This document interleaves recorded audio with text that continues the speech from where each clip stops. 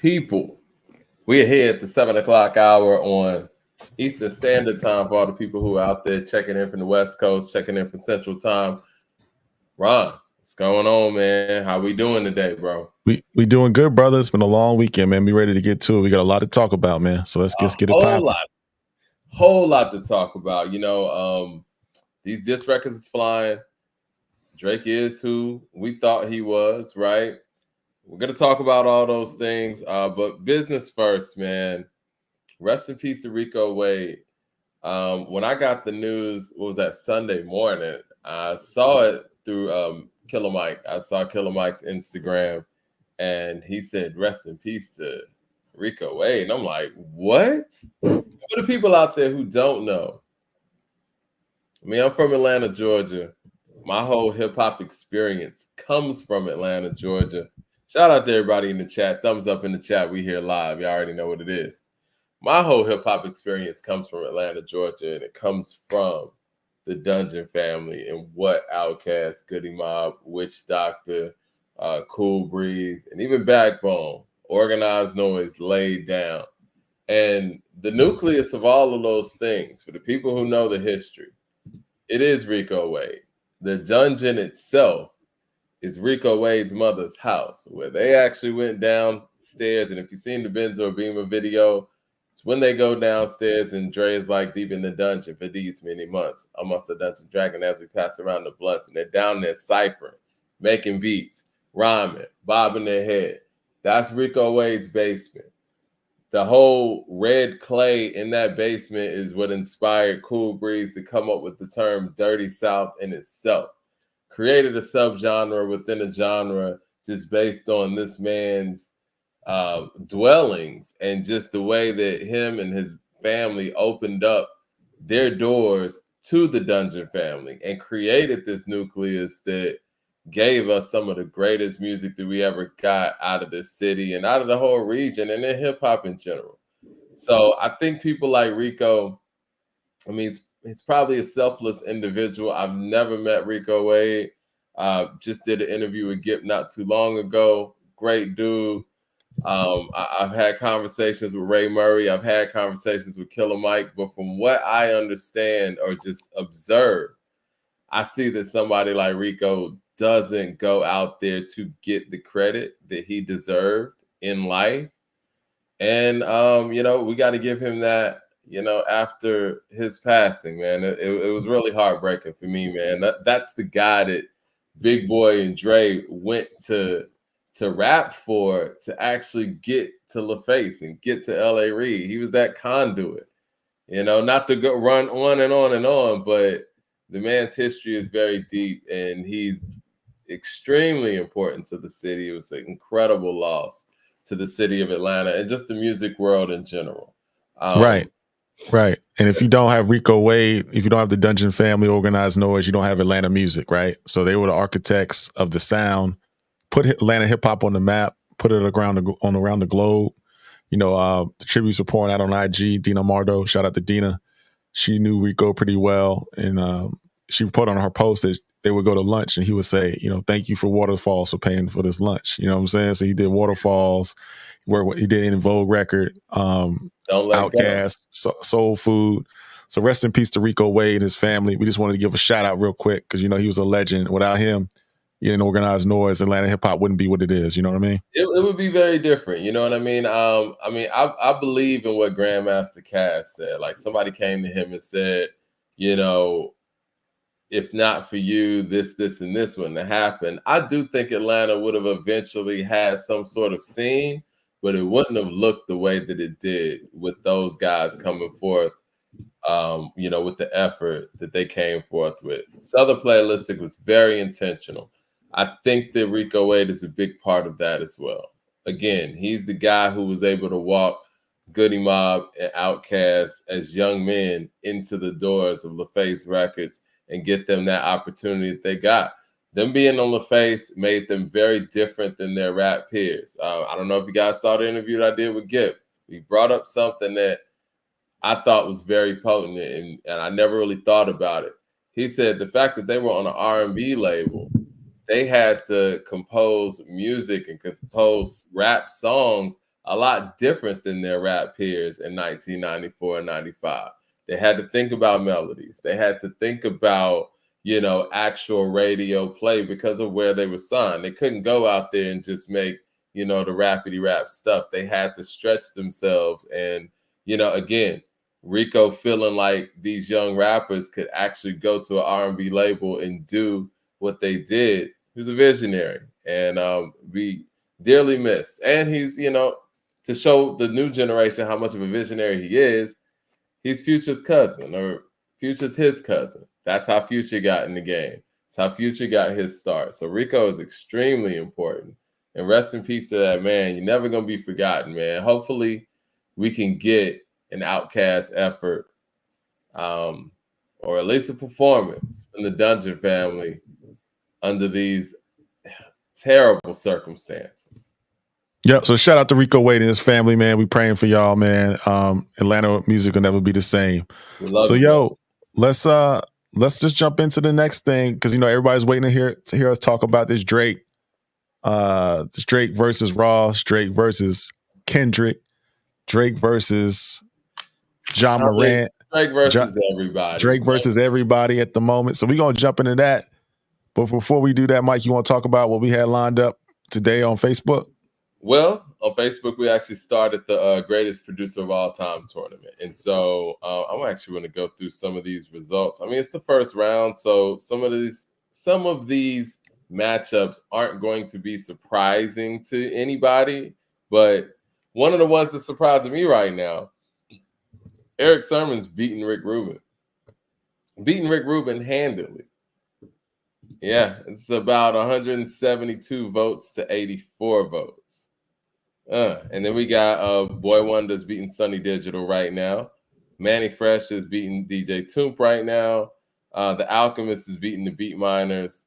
What else we got? I think it's DJ Quick is beating my man Prince Paul right now. Scott Storch is beating the Justice League. And No ID is beating Ski. Now, listen, man. Oh, 40's also beating Take Key. Are you a big No ID fan? I like No ID, man. His work with Common. I like what he did with Ye. I like what he did on 444, the Legacy joint. And what he did on 444 with Jay. I like No ID. What's No ID's best beat? I Used to Love Her. Really? Is that Dead Presidents? Is that Lucchini? No, it's not. I would say Lucchini then. If you're going in that vein, I'm going to say Lucchini. Yeah. I mean, listen. I mean, people say the Resurrection. I'm sorry, man. I mean, I think that the notoriety of No ID is kind of blinding people in this matchup. I would venture to say that I would vote for Ski Beats over No ID. That's crazy. I can see that. Isn't it crazy? I mean, he made some of Jay's best. He made Feeling It. He made Dead Presidents, of course. He made something in a later Jay-Z effort where I was like, I didn't know he made that. He made a whole bunch of classic shit for Currency. Not to mention, the Camp Low stuff. I don't know, man. I don't know. For me, I think this is what he made. He made John Blaze for Fat Joe. That was a great record. Hold on, let's pull up his 5, because I put his 5 on the do you have it? Yeah, I got it. Yeah, pull up his 5.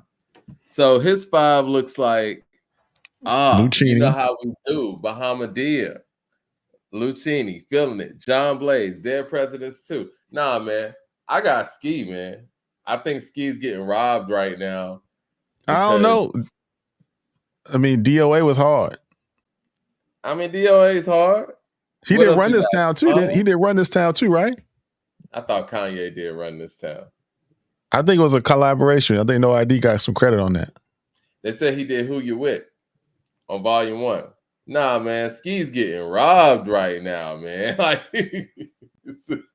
this is awful. This shouldn't be no blowout like this, man. Shout out to Ski Beats. But I think that we're gonna see as this tournament continues to develop. We're gonna see how much fame is gonna play a part in some of these matchups. They said he was on Run This Town too. I don't know, man. Who you with is up. Y'all pull up Ski's catalog real quick. Actually, we're on live right now. Might as well do it right now because we keeping them waiting though, Mike. They want to hear this Drake talk, man. They don't, we can get into this later, man. Real quick. No. I want to give Ski his credit, man. 94. See, he did the original flavor stuff. 95, he did In My Lifetime. In My Lifetime is important. Let's get the spam up out of here. Shout out to the real Leonard Washington. In My Lifetime is important. Muhammad D, you know how we do in 96. He did Dead Presidents. He did Politics as Usual. Come on, man. He did Feeling It. He did 22 Twos. He did some stuff on Young Z's. Of course, he did the whole Camp Low Uptown Saturday Night. He did Who You With. And guess what else he did, Ron? He did The Streets Is Watching. Yeah. I might have to, but I mean, No ID had more records lately. What records did he got? I just told you 444. Man, you really want to put 444 up against Streets Is Watching? I'm talking about his longevity. I'm talking about the longevity of No ID. I'm saying he was on Run This Town. He did DOA. When's the last beat that Ski made? With Ye. Oh, okay. I can go into recent times. John Blaze. Okay, that was. There ain't no recent times, Mike. That's like 20 years ago. I'm just going down the ladder. You know what I'm saying? I don't want to sit here and short this man. Oh, he did People Talking on the Unplugged. I didn't know he did that. 05, he did. Okay, he did a lot of Camp Low stuff again. Boom, boom, boom. More Camp Low stuff. Shout out to Camp Low. Love him. Homeboy saying. You saying recent times, Currency. Mike? Currency. He did Address, man. I love Address. He did the whole Pilot Talk. Mike, you're not telling me nothing in recent times. Okay, I'll go to 2021. He did Pilot Talk 5. Man, let's get into this Drake talk, man. No, man, it ain't right. I don't like Ski getting shitted on like this. Okay, all right, we'll move on to the Drake thing. Okay, so this weekend, Drake put out a record called Push Ups. And the whole narrative was, is this AI or is this really Drake? Thumbs up in the chat, everybody. We're about to get to this, man. And that was a false. That before you go, Mike, that was a false narrative. Okay, that was a narrative for folks. I think it was media driven. I think it was people that hate Drake. Because if you heard the record, when I first heard the record, I didn't have to go up and think about whether it was AI or not. We had several media outlets, YouTubers, podcasters out here saying it might be AI, it might be this. Even mainstream outlets were saying it. If you understand how AI is good, but AI ain't that good. Let's keep it real. Let's keep it real. I think that narrative came from Drake's camp, in my personal opinion. I think. What you mean it came from Drake's camp? It was AI? I feel like it did because Academic was the one running with that narrative. And it was kind of like a joking way where it was like, okay, whoever this AI guy is killing it. I think it was a way to kind of roll it out without rolling it out per se. And I think it's smart. I think to put that narrative out there, it's like, okay, is this real? Is this not? Because it's not on the official page, and making it a leak lets you know that, like, okay, I'm not taking this so serious that this is the record. No, it kind of puts it out there as a filler. You know what I mean? Where it's like, no, you kind of feel what the vibration is out there when you put this record out. I wholeheartedly disagree, Mike. When Drake was coming, Drake was coming for blood, man. He wasn't putting no feelers out. I mean, you hear him on the record talking that talk. He wasn't trying to put no feelers out and make it seem like it was AI. There was people that were hating on Drake, his detractors. It was a fabricated media narrative. It might have came from Kendrick's camp because it was crazy. Like this record is extremely strong.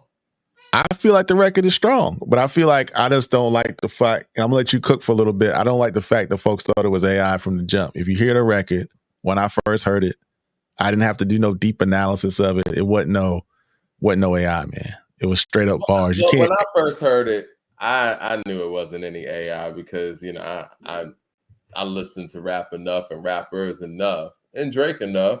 And I'm not even a super Drake fan like that to know when somebody's being duplicated and when somebody is really that person. Just the way that he actually says things and the way that he executes on it, I figured that it was real. So that was never a question in my mind. But the fact that he was going at everybody and the way that he was doing it, this is was something that I deciphered, because again, Drake to me is one of the kings of this whole sneak diss and double entendre stuff, and he doesn't get a lot of credit for it. I always talk about you know me as a Chris bottle sender, picker up. Do you know what dropping "Give Me 50" really means? Tell us, Mike. What does it mean? Well, obviously, it was Kendrick out there doing the push-up videos and things like that. But I think he was also saying, every time you drop, Top Dog's getting 50%. So drop and give me 50. That's crazy. He was also pulling 50 in there. Yeah, Leroy Green got it, 50% publishing. He was also pulling 50 Cent in here too, which is so diabolical because that's Interscope, right? And he also understood that I'm coming at Ross. Who is Ross's worst enemy, or one of his worst enemies out there? We pull 50 Cent and Wknd in this. Like, Drake really thinks about these things. And for a guy like him, he's such a fan and a student of the game.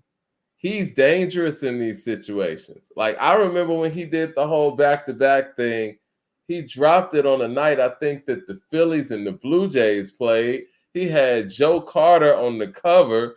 You know what I'm saying? When they did like back-to-back World Series, and he said, it's crazy the way that he's thinking about these things.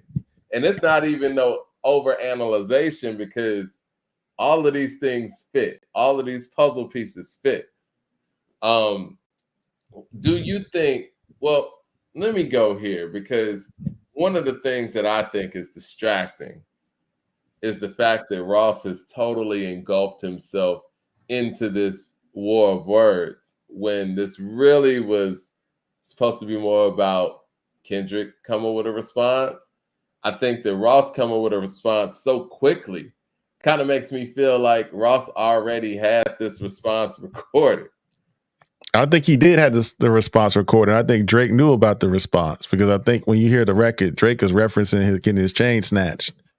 And that's clearly in Ross's record.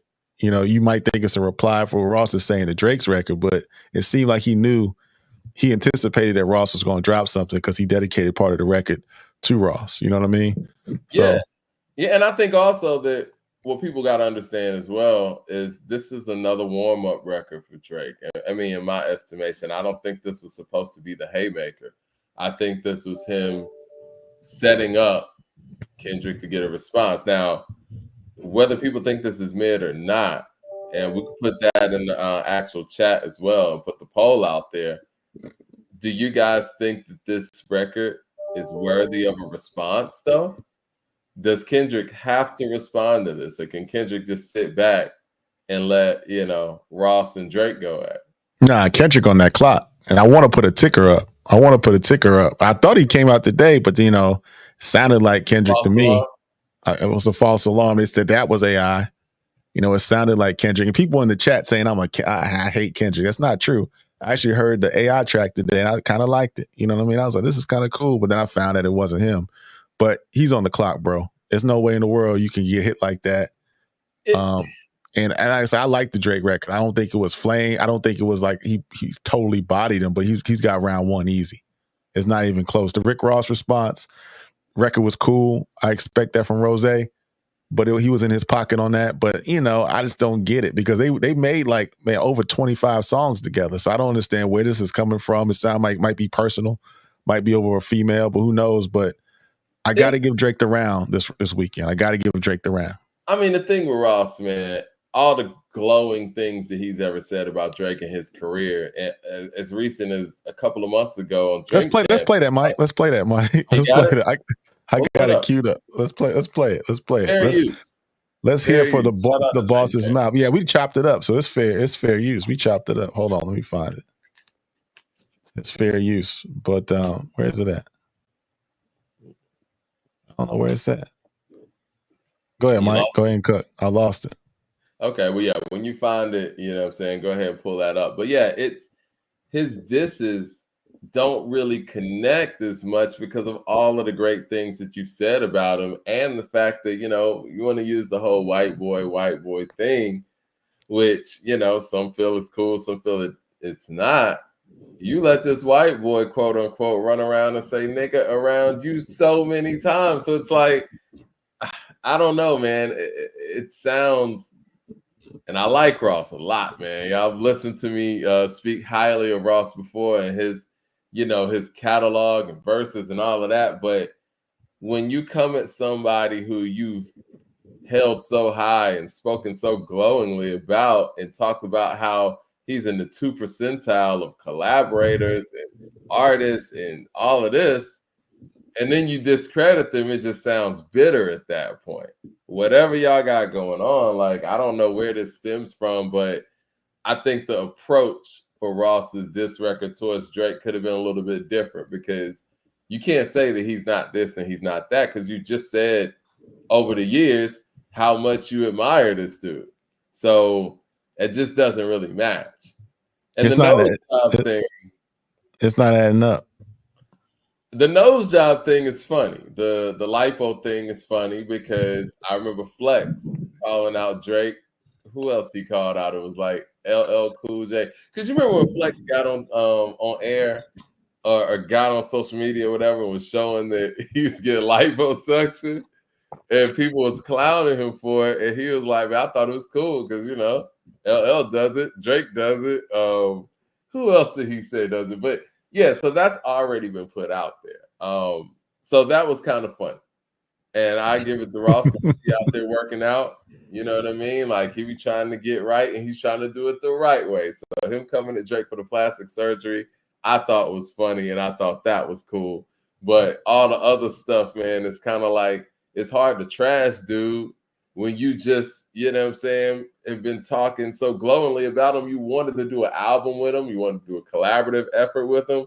It just makes me wonder, like, where did things go wrong? Because, I mean, do you have any background on that, like where things went wrong? I know they said it was something about a cease and desist with French Montana or something. Well, that's what he said on the record. He said that's why, this could be manufactured beef. It's entertainment. It's like WWF, WWE. I feel bad for I don't feel bad for nobody, but I feel bad for Metro and Future because ain't nobody talking about that album this weekend. I feel bad about ASAP Rocky. ASAP Rocky tried to take a shot at Drake, and the only thing they talking about ASAP about is his appearance at Coachella with Rihanna, his wife. But I don't know where it came from, man. It could be over females, man. But I think, if we talking bar for bar, if we talking that bar work, I think Drizzy got him. I mean, I thought the Ross record was cool, no doubt. But I'm thinking, I even like the first version. There's two versions of the Drake record. And I don't think people are missing the point. There was an unmixed, unmastered version that kind of sampled Get Money, the Junior Mafia record. That's the one I heard first. And he left some bars out of the one that came out officially. He left some bars out. That's the one I like. You know what I mean? Well, I mean, I think he really broke people down on the record, no pun intended. But at this point, the way people are speaking about some of these diss records, I'm not sure what people expect in a diss record now. I think people might expect violence or something. I don't know. I know this, though. Rick Ross has jumped in here and has made this thing very entertaining from a social media standpoint. But I also think that Rick Ross is adding cover to Kendrick. So Kendrick doesn't have to say too much. If anything, he's going to kind of let them bout it out. And I would say this. I don't think what Drake said to Ross even warranted a full song response.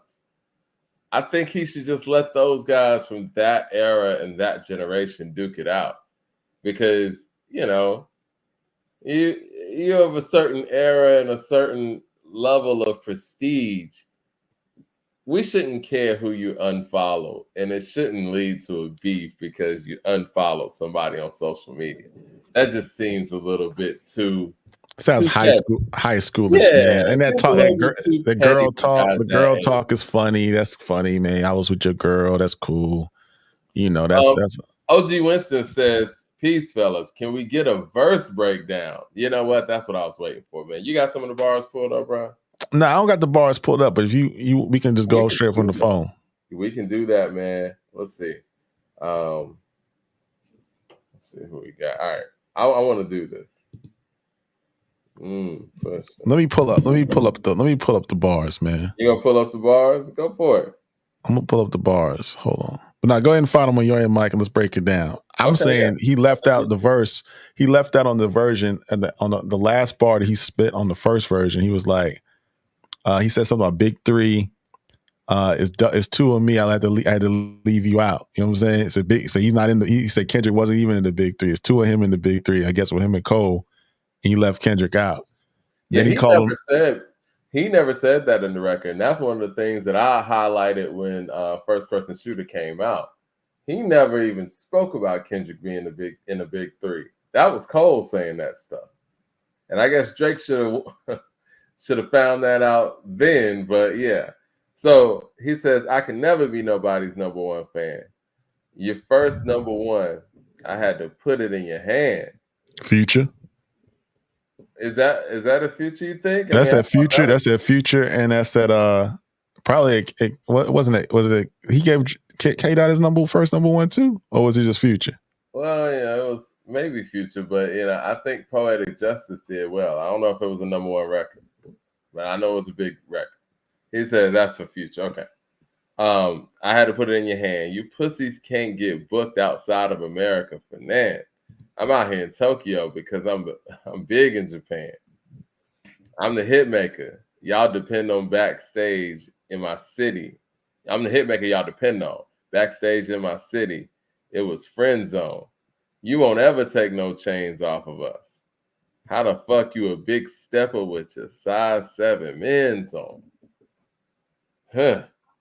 This the Bart with the bike. Nigga, what's up? I know my picture on the wall when y'all cook up. Extortion, baby, whole career you've been shook up. Cause Top told you to drop and give him 50 like some push-ups. Your last one was a brick. You really not on the shit. They make excuses for you because they hate to see me lit. Pull your contract. Cause we gotta see the split. The way 50. You doing splits, bitch, your pants might rip. 50. You better do the motherfucking show inside the biddy. 50. Maroon 5 need a verse. You better make it witty. Then we need a verse from Swifty. Top says drop. You better drop and give him 50. Hold up 1 second, Mike. Hold on 1 second. See now, I'm a neutral party here. I'm like Switzerland. I'm not a Drake stan, a Cole stan, a Kendrick stan.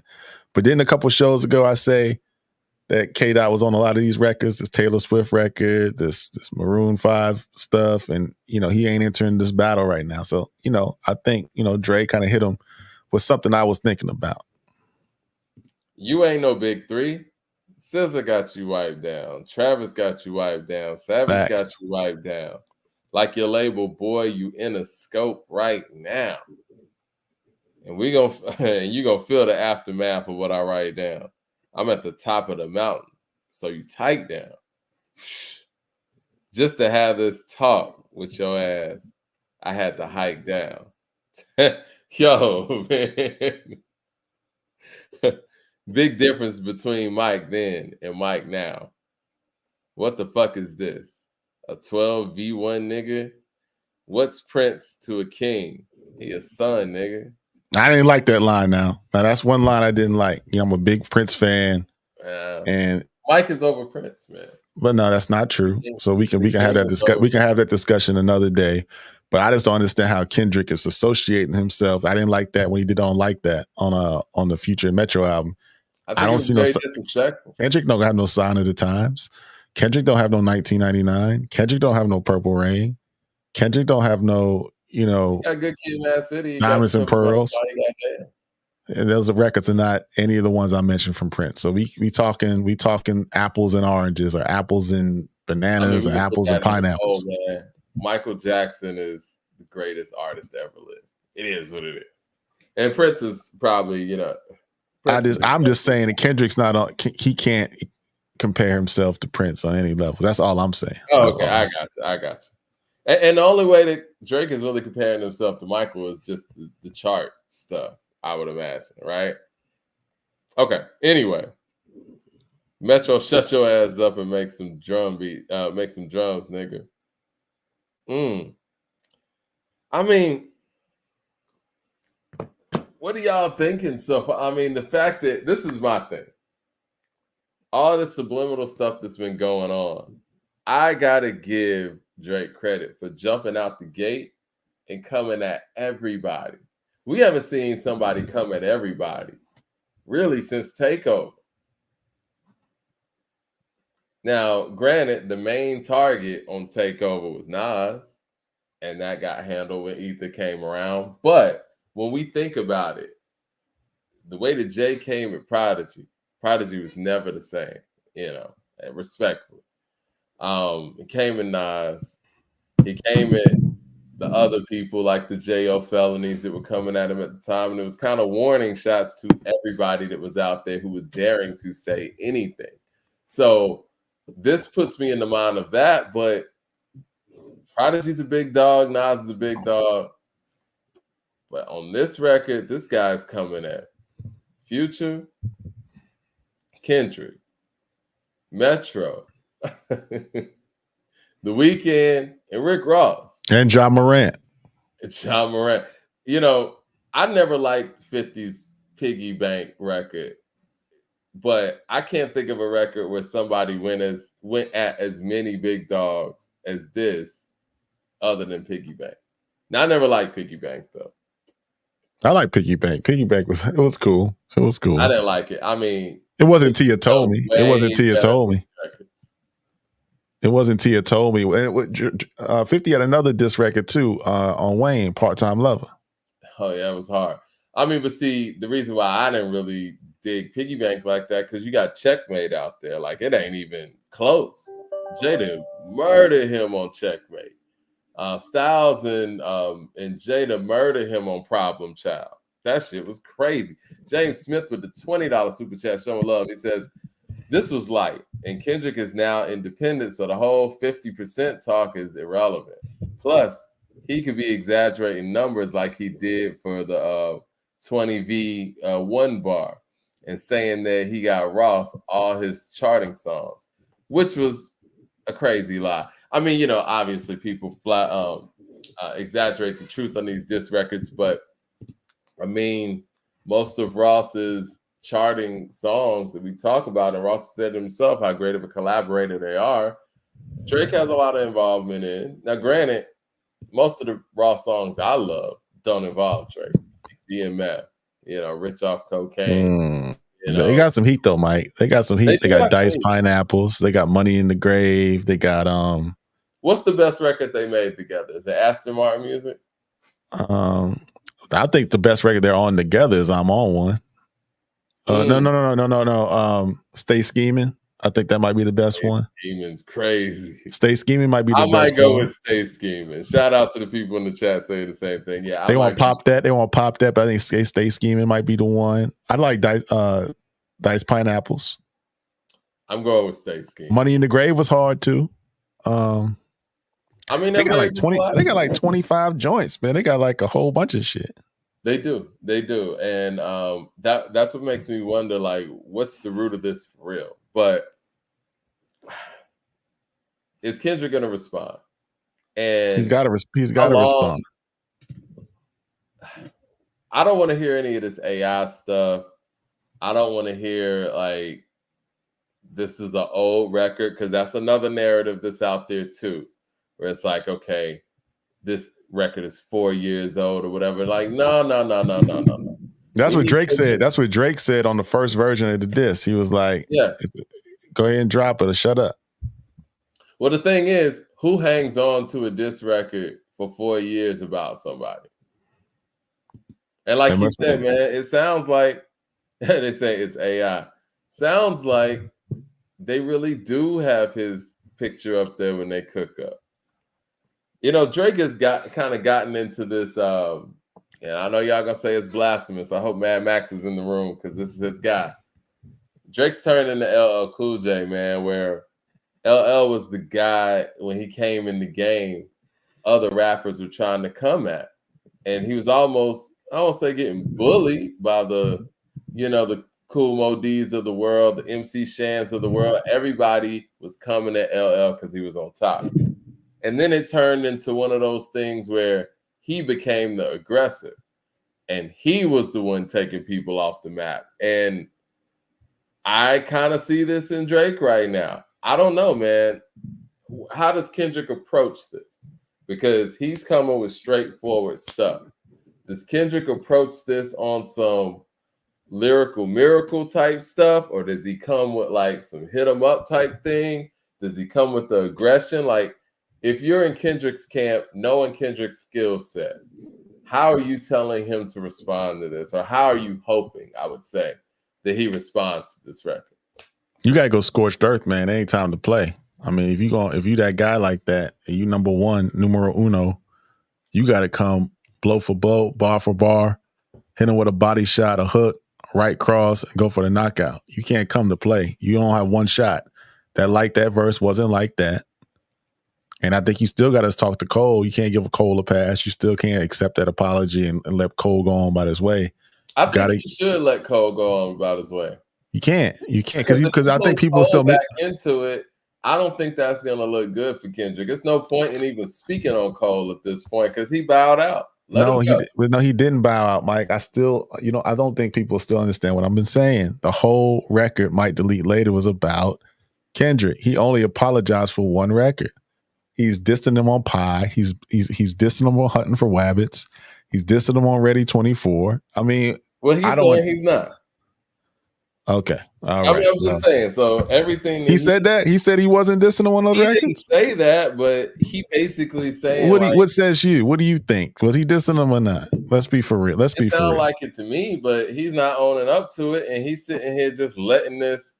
Has anybody asked him? Has anybody asked him straight up? I mean, how's he not owning up to it? I just think he's just hiding behind this. The 7 minutes of it, man.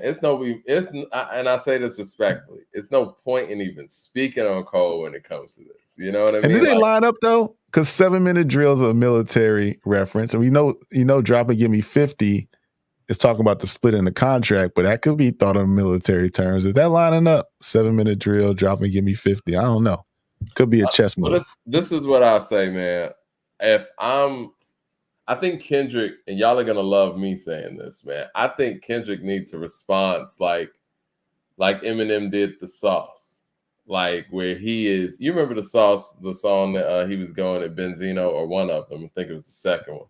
It's like, growing up, it never mattered what color you was. If you could spit, you could spit. That's it. That's what it was back when motherfuckers were straight backpack and ciphering, fighting for life in this rapping. I think if he goes like 100 bars or something, and just out raps Drake and comes at Drake, like, don't try to make a song, because the thing is, I don't think when it comes to making songs, you're going to outdo Drake in that light if you're Kendrick.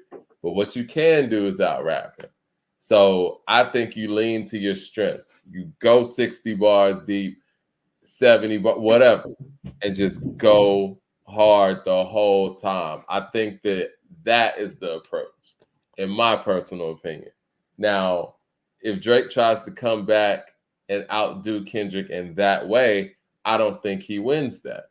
So I think that, the answer for me, if I'm in Kendrick's camp, I'm like, listen, out rap him. That's your strength. Don't try to go out there and make a song that's going to bang in the club or whatever. Go out there and out rap him. Hit him where he can't really respond to you. Because if he responds, let's just say Drake responds with another dope song. We've seen him do back-to-back and things like that. If Kendrick really hit him with the bars and out-rapped him, that response won't even matter. I think Pusha T kind of laid out the blueprint for how you go at Drake, but I don't know if Kendrick has those same things that Pusha T had in him in that moment. And I think Pusha T's already kind of utilized a lot of things that can't be used over again. The blackface is over. Like, can't use that again. Now, Ross is onto something with this plastic surgery and stuff. Now, if Kendrick kind of goes in that route, sure. But I don't know if people want to hear Kendrick poking fun, right? I think that we want to hear Kendrick really come with bars and really coming serious and really just showing everybody that, yo, you can't rap on my level. That should be the direction. At what point are we going to start? I mean, I want to do a clock. I'm not joking, Mike. I want to put a clock up on our page, like a countdown, like day 2, no response from Kendrick. Day 3, no response from Kendrick. Day 4, no response from Kendrick. At what point are we going to be like, okay, it's over? Listen, man, I did this last year when the Black Slim Shady dropped. And I reminded everybody every episode that, yo, Eminem still hadn't responded to the game. Now, this isn't one of those situations because as much as I love the game and I think that the game is extremely understated and underrated, for a lot of people out there, they've made him easy to ignore, where it's like, you know, you can ignore the game and be like, you know, his fan base is like, oh, he's cloud chasing, there ain't no real problem, yada, yada. Kendrick doesn't have the luxury of ignoring this. So he's going to need to respond. And I'll say, man, 2 weeks tops.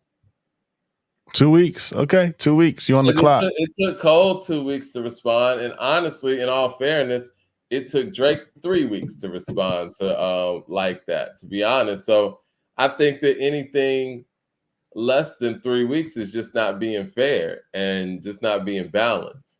Now, what Kendrick has to understand, and I'm sure he understands this because he knows these guys way better than we do. He knows that whenever he does respond, he's going to have another record ready because Drake already has another record ready. Oh, yeah. Drake's got another record ready. He said so over the weekend. He said he didn't even push the button yet. I mean, but the thing is, man, like, they're saying we're giving deadlines. I mean, not really deadlines, but I think the longer you wait, the more pressure you put on yourself to come with a great record. I mean, and Kendrick should know that more than anybody. I mean, he took 5 years off when it came from Damn to Mr. Morale. And I think that a big reason why Mr. Morale kind of fell flat for a lot of people is that break. And we expected a whole lot more, you know, during that break and during that quote unquote comeback, if you will. But saying all that to say, in this back and forth, you just don't have that kind of time in today's era of back and forth. I told Mickey this, man, like him and Lupe changed things when they responded to Royce, or at least Lupe responded to Royce in hours, man. Like I was like, yo, man, there's a new precedence that's been set.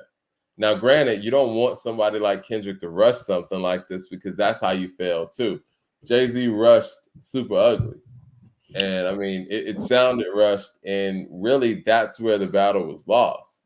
Ether was strong, but Jay didn't take his time and respond properly. I think if Jay would have responded with the Blueprint 2, the song that is, I think that Ether still is better than that, but I think it would have kept it going and it wouldn't have been a resounding L. And so Kendrick has to be careful of that. He doesn't want to act too fast. But I don't know if he has that level of a response in it at this point. And I'm not changing words on that. But I will say this, man. People apologize to Kendrick like they're afraid. Not saying that they are. But from the outside looking in, when you look at it, it feels like there's some fear going on there. You know what I'm saying? It really does. I mean, the last rapper to get apologies like that was like Rakim, man. Like, yeah, it wasn't like that, Rod. You know what I'm saying? Like,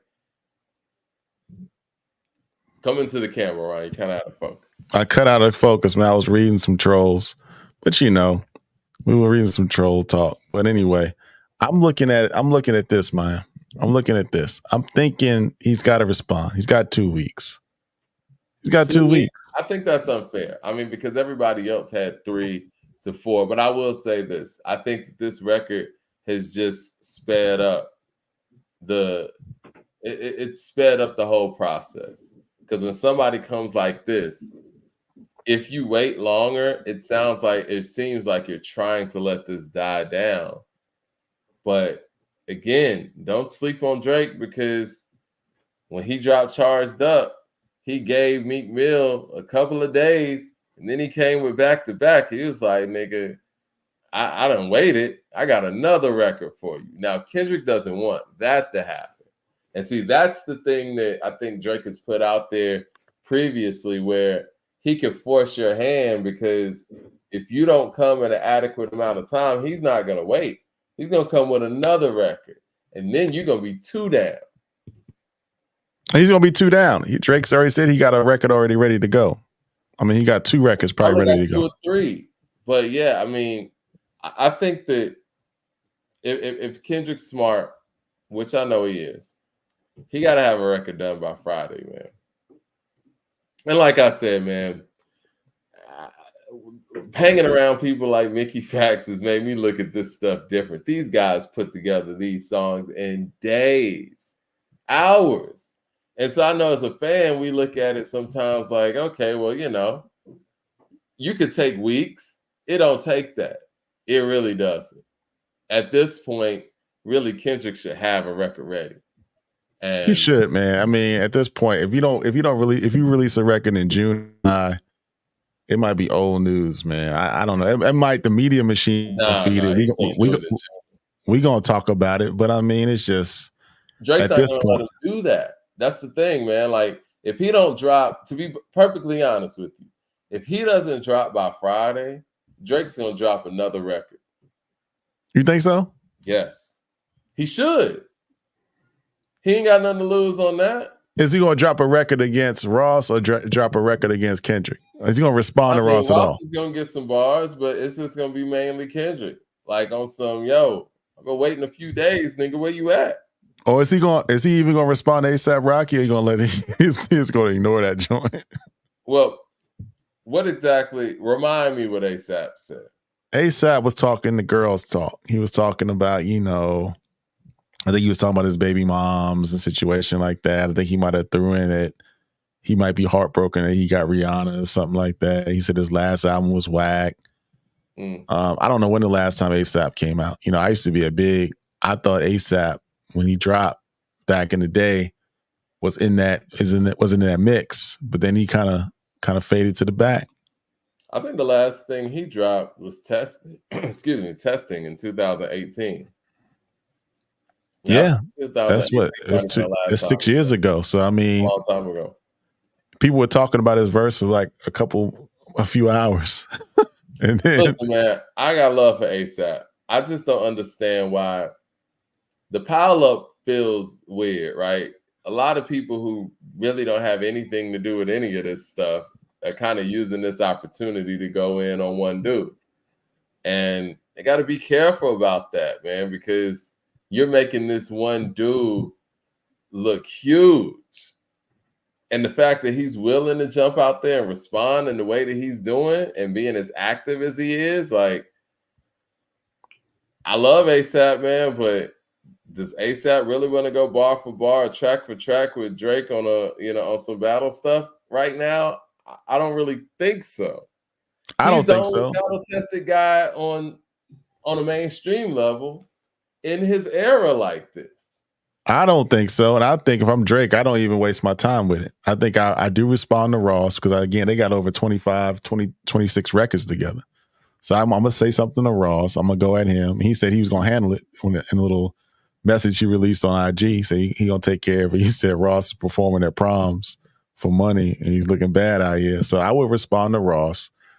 And there's a lot of people saying that we didn't have the same energy, Mike, when it came to Kendrick or Drake when Kendrick dropped like that. We wasn't giving Drake a timeline or a deadline. So our energy is different now with K-Dot. The reason why I didn't have the same energy, I'm speaking for me personally, I didn't think the Like That record was like that. So I didn't think that it was even something that Drake had to immediately respond to, or J. Cole for that matter. I said that they did.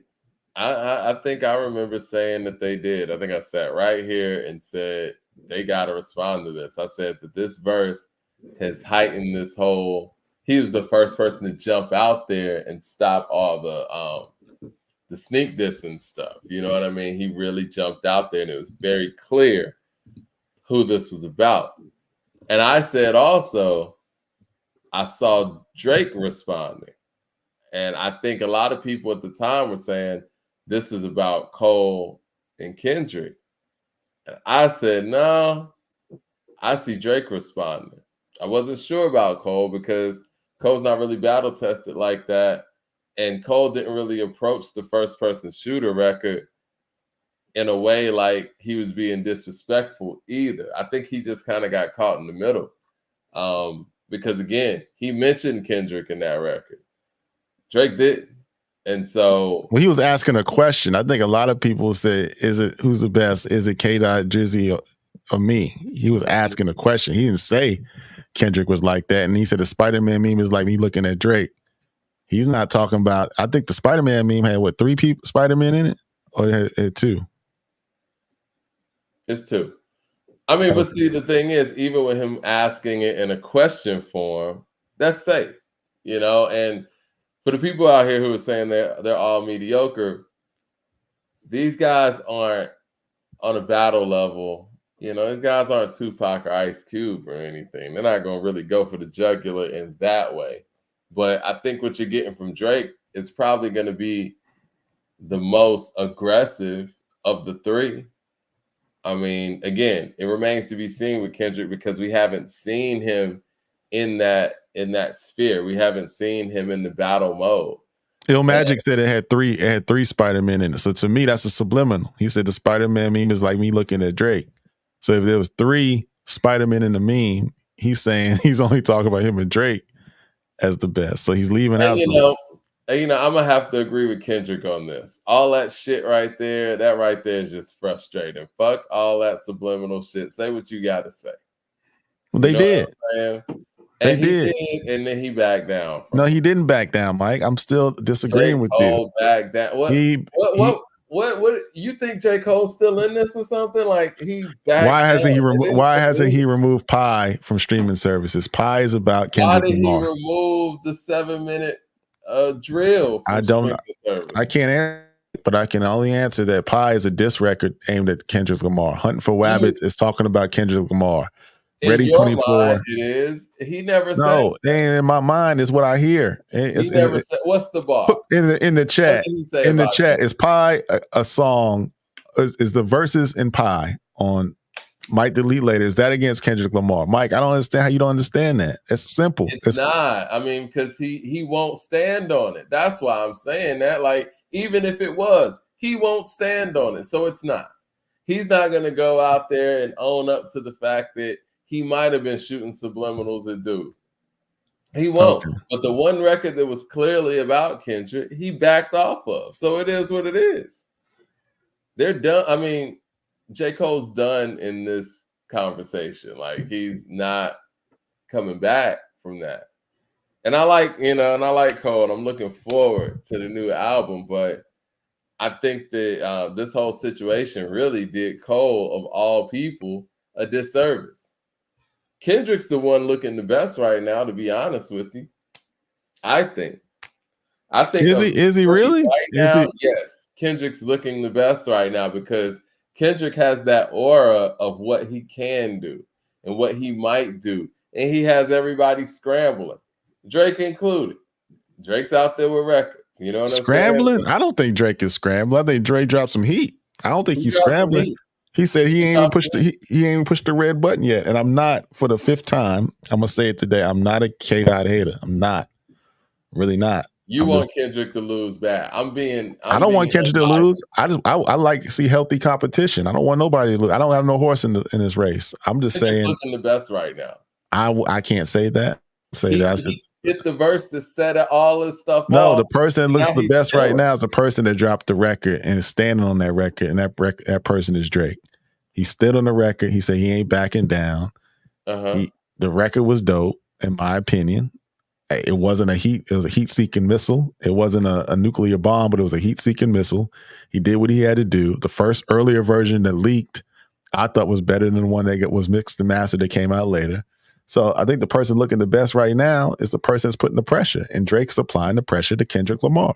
There's no way you can split it, Mike. It is what it is. Now we can talk around it. I think Drake's in pole position, I'll say, but I think right now, even with that song out there, most people still feel like Kendrick can beat that. I mean, do y'all not feel like that?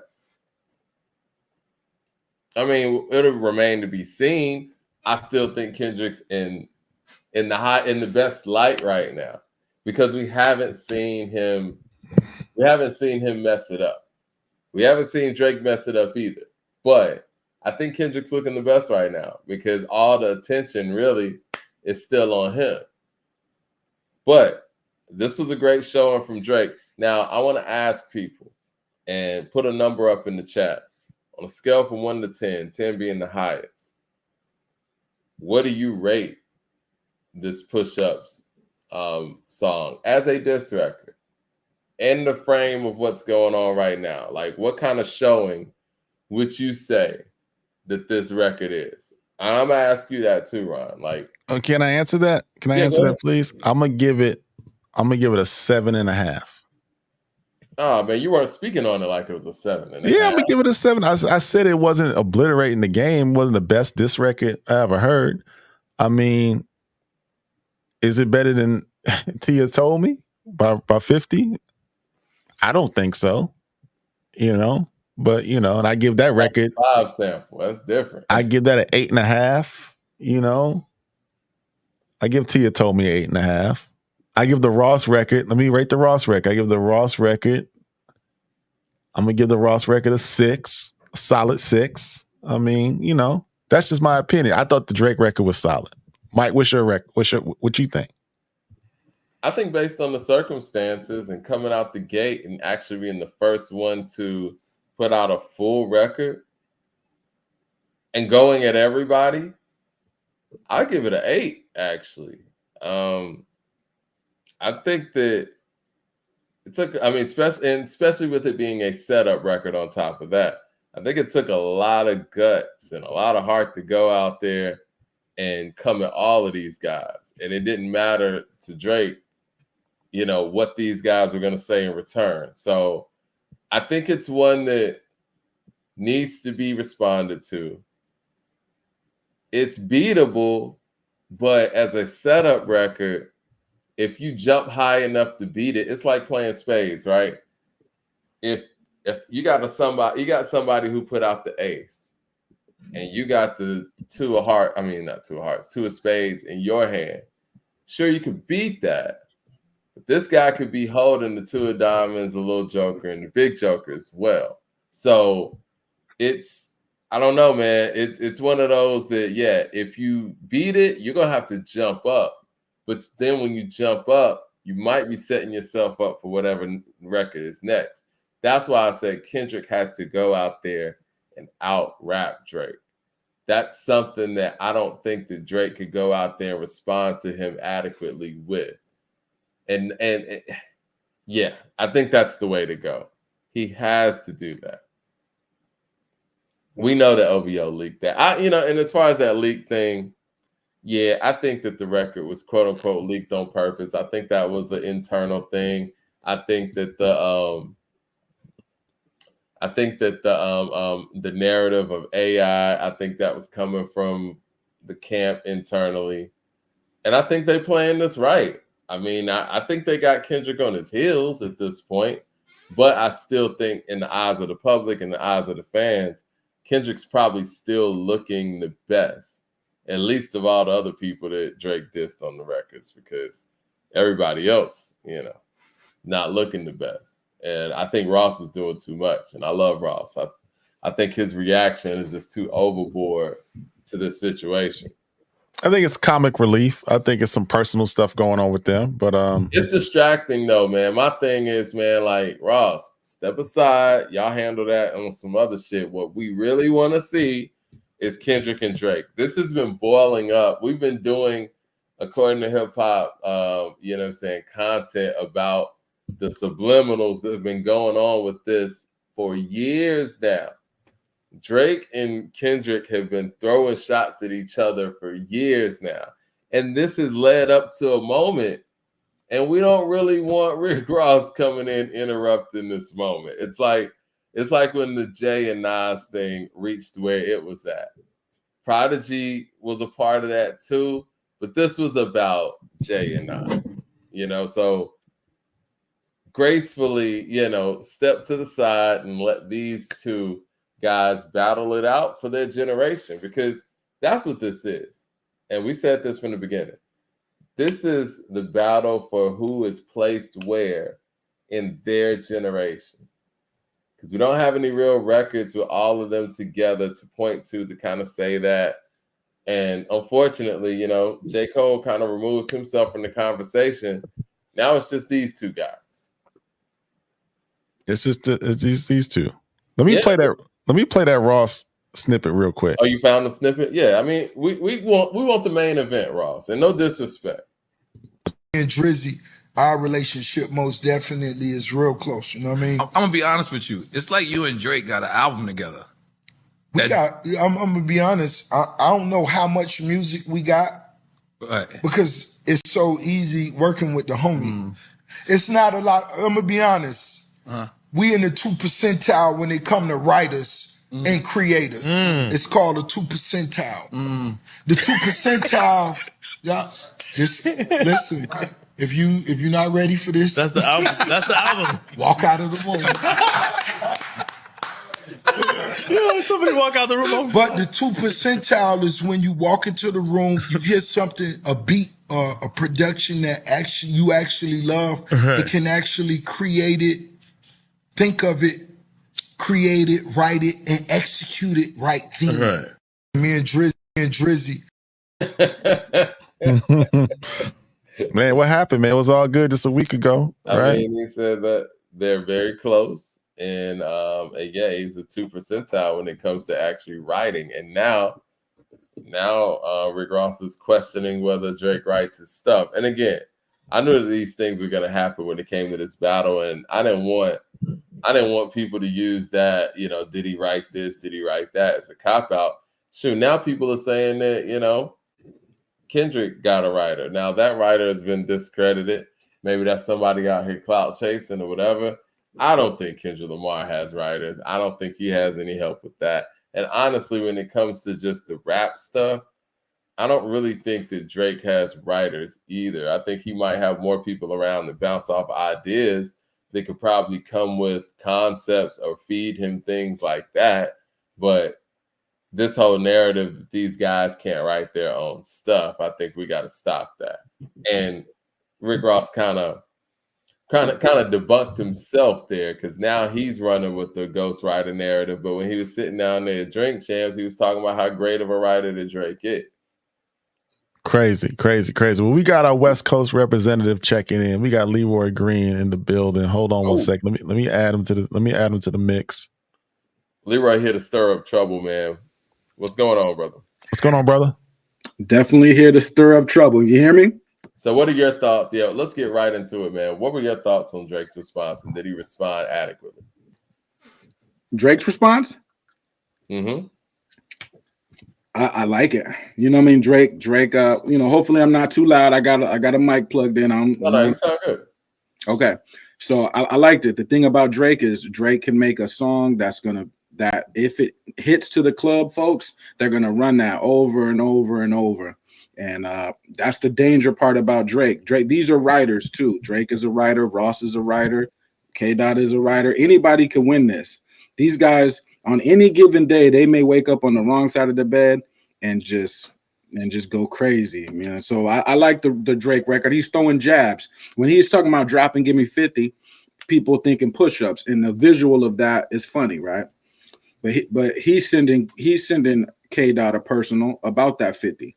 You know what I mean? But K-Dot could look at it as, hey, I may be dropping, giving 50, but it could have been worse. I'm from Compton. Yeah, it could have been much worse. You know what I mean? So, I liked it. It's a jab though. Drake, if he really wanted to go for it, and that's what I'm gonna need Drake and Kendrick to do, to really go for it. The money's already in the bag, fellas. The respect is already in the bag. Now, Drake, show these people what you can really do, because they questioning your pen. Ross out here questioning your pen. I almost wore a helmet because it's wartime. Crack smoke. What can he do? What can he do to make it where people aren't questioning his pen anymore? Because anything that he puts together at this point, I've said this on previous episodes. Now the caveat or the cop out is, oh, did he write it? Or did he write this? Did he write that? Like if he comes with something too quick, people are going to question the pen. If he comes with something like over a course of time, people are going to question the pen. If I'm Drake, I'm gonna overdo it with the pen, meaning every line I'm gonna drop something crazy. So that's gonna start the talk of the pen, right? And I'm just gonna leave it in the air. But every line is gonna be so crazy that regardless of what you think, you're gonna know something crazy happened. Now, and if I was Drake, I would stand on it like, no, I wrote that, and you could believe what you want, but every line is crazy.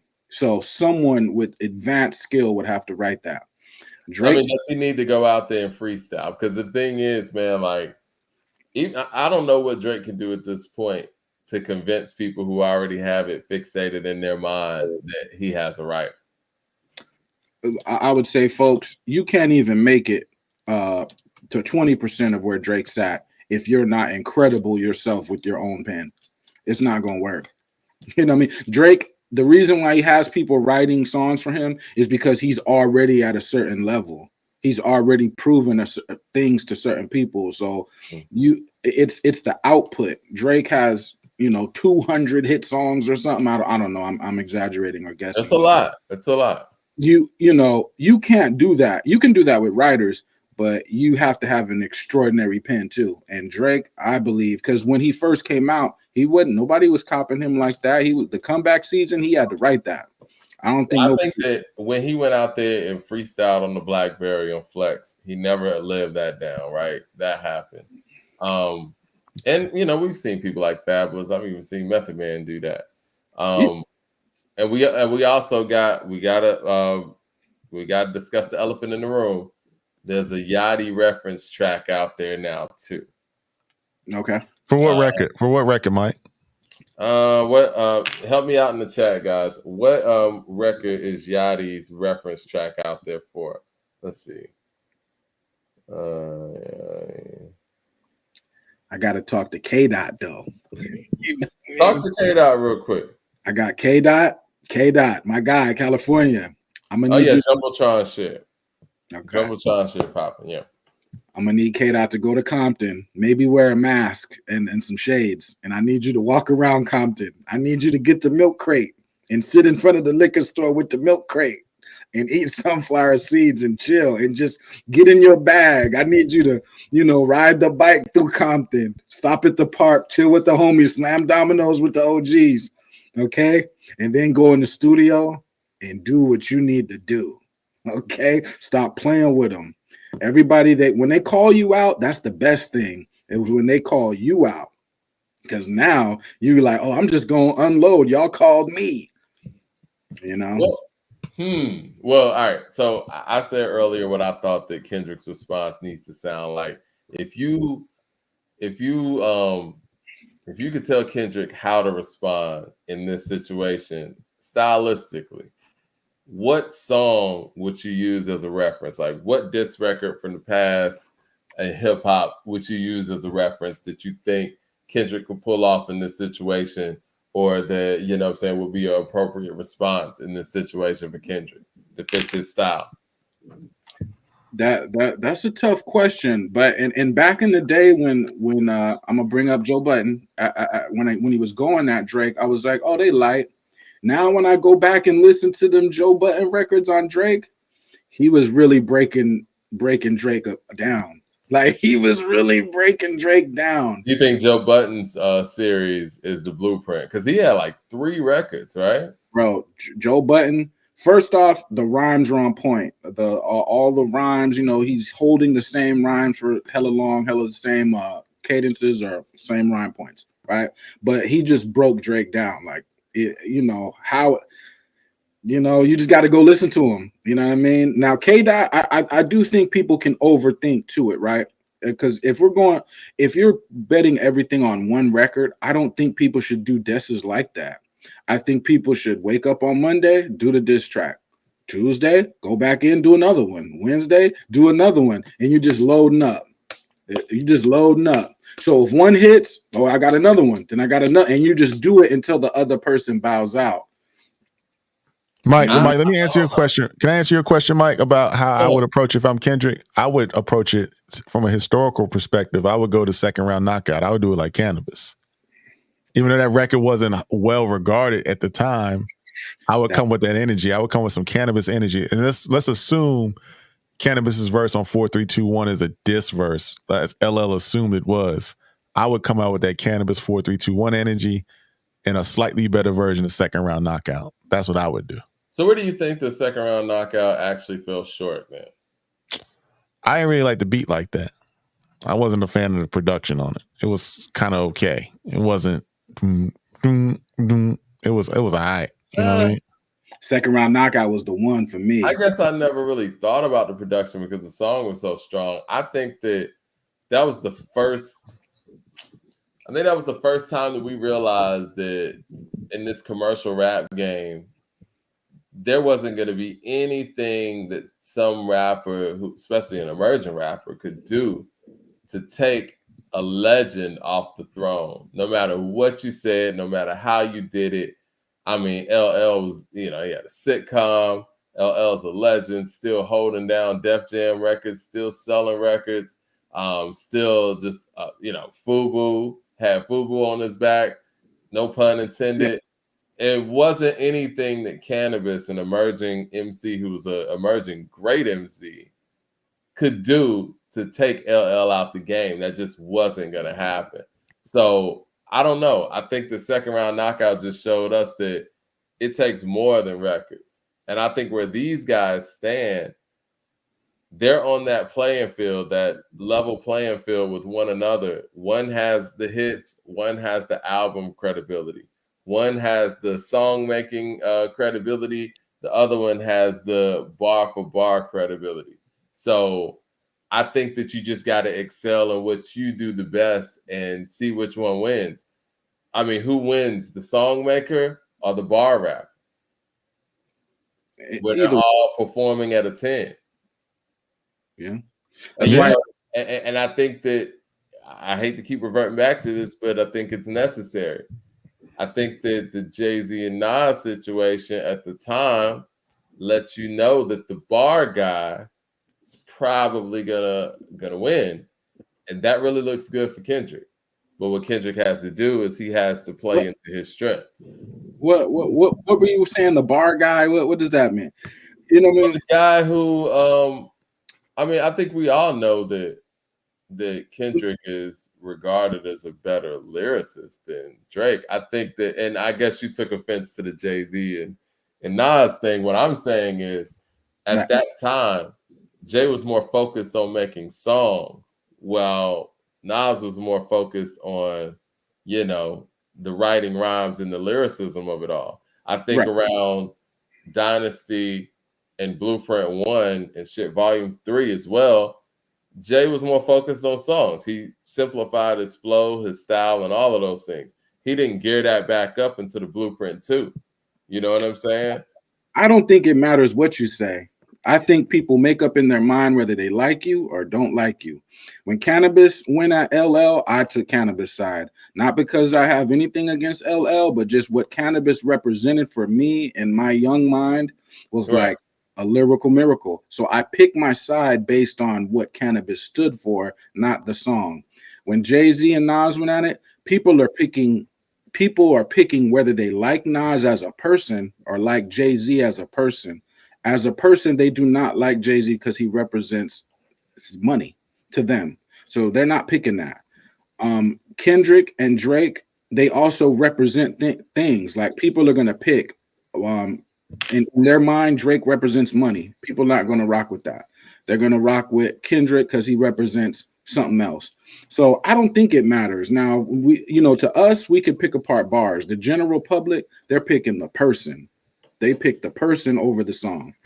I want to read what Brooklyn Medina said. Shout out to Brooklyn Medina. Ain't sing in a minute. Says, y'all rewriting history. I was there.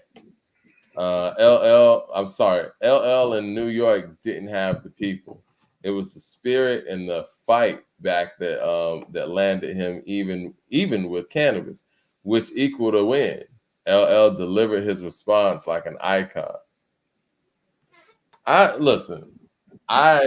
like LL's response, but the truth of the matter is, second round knockout's better than the Ripper Strikes Back to me.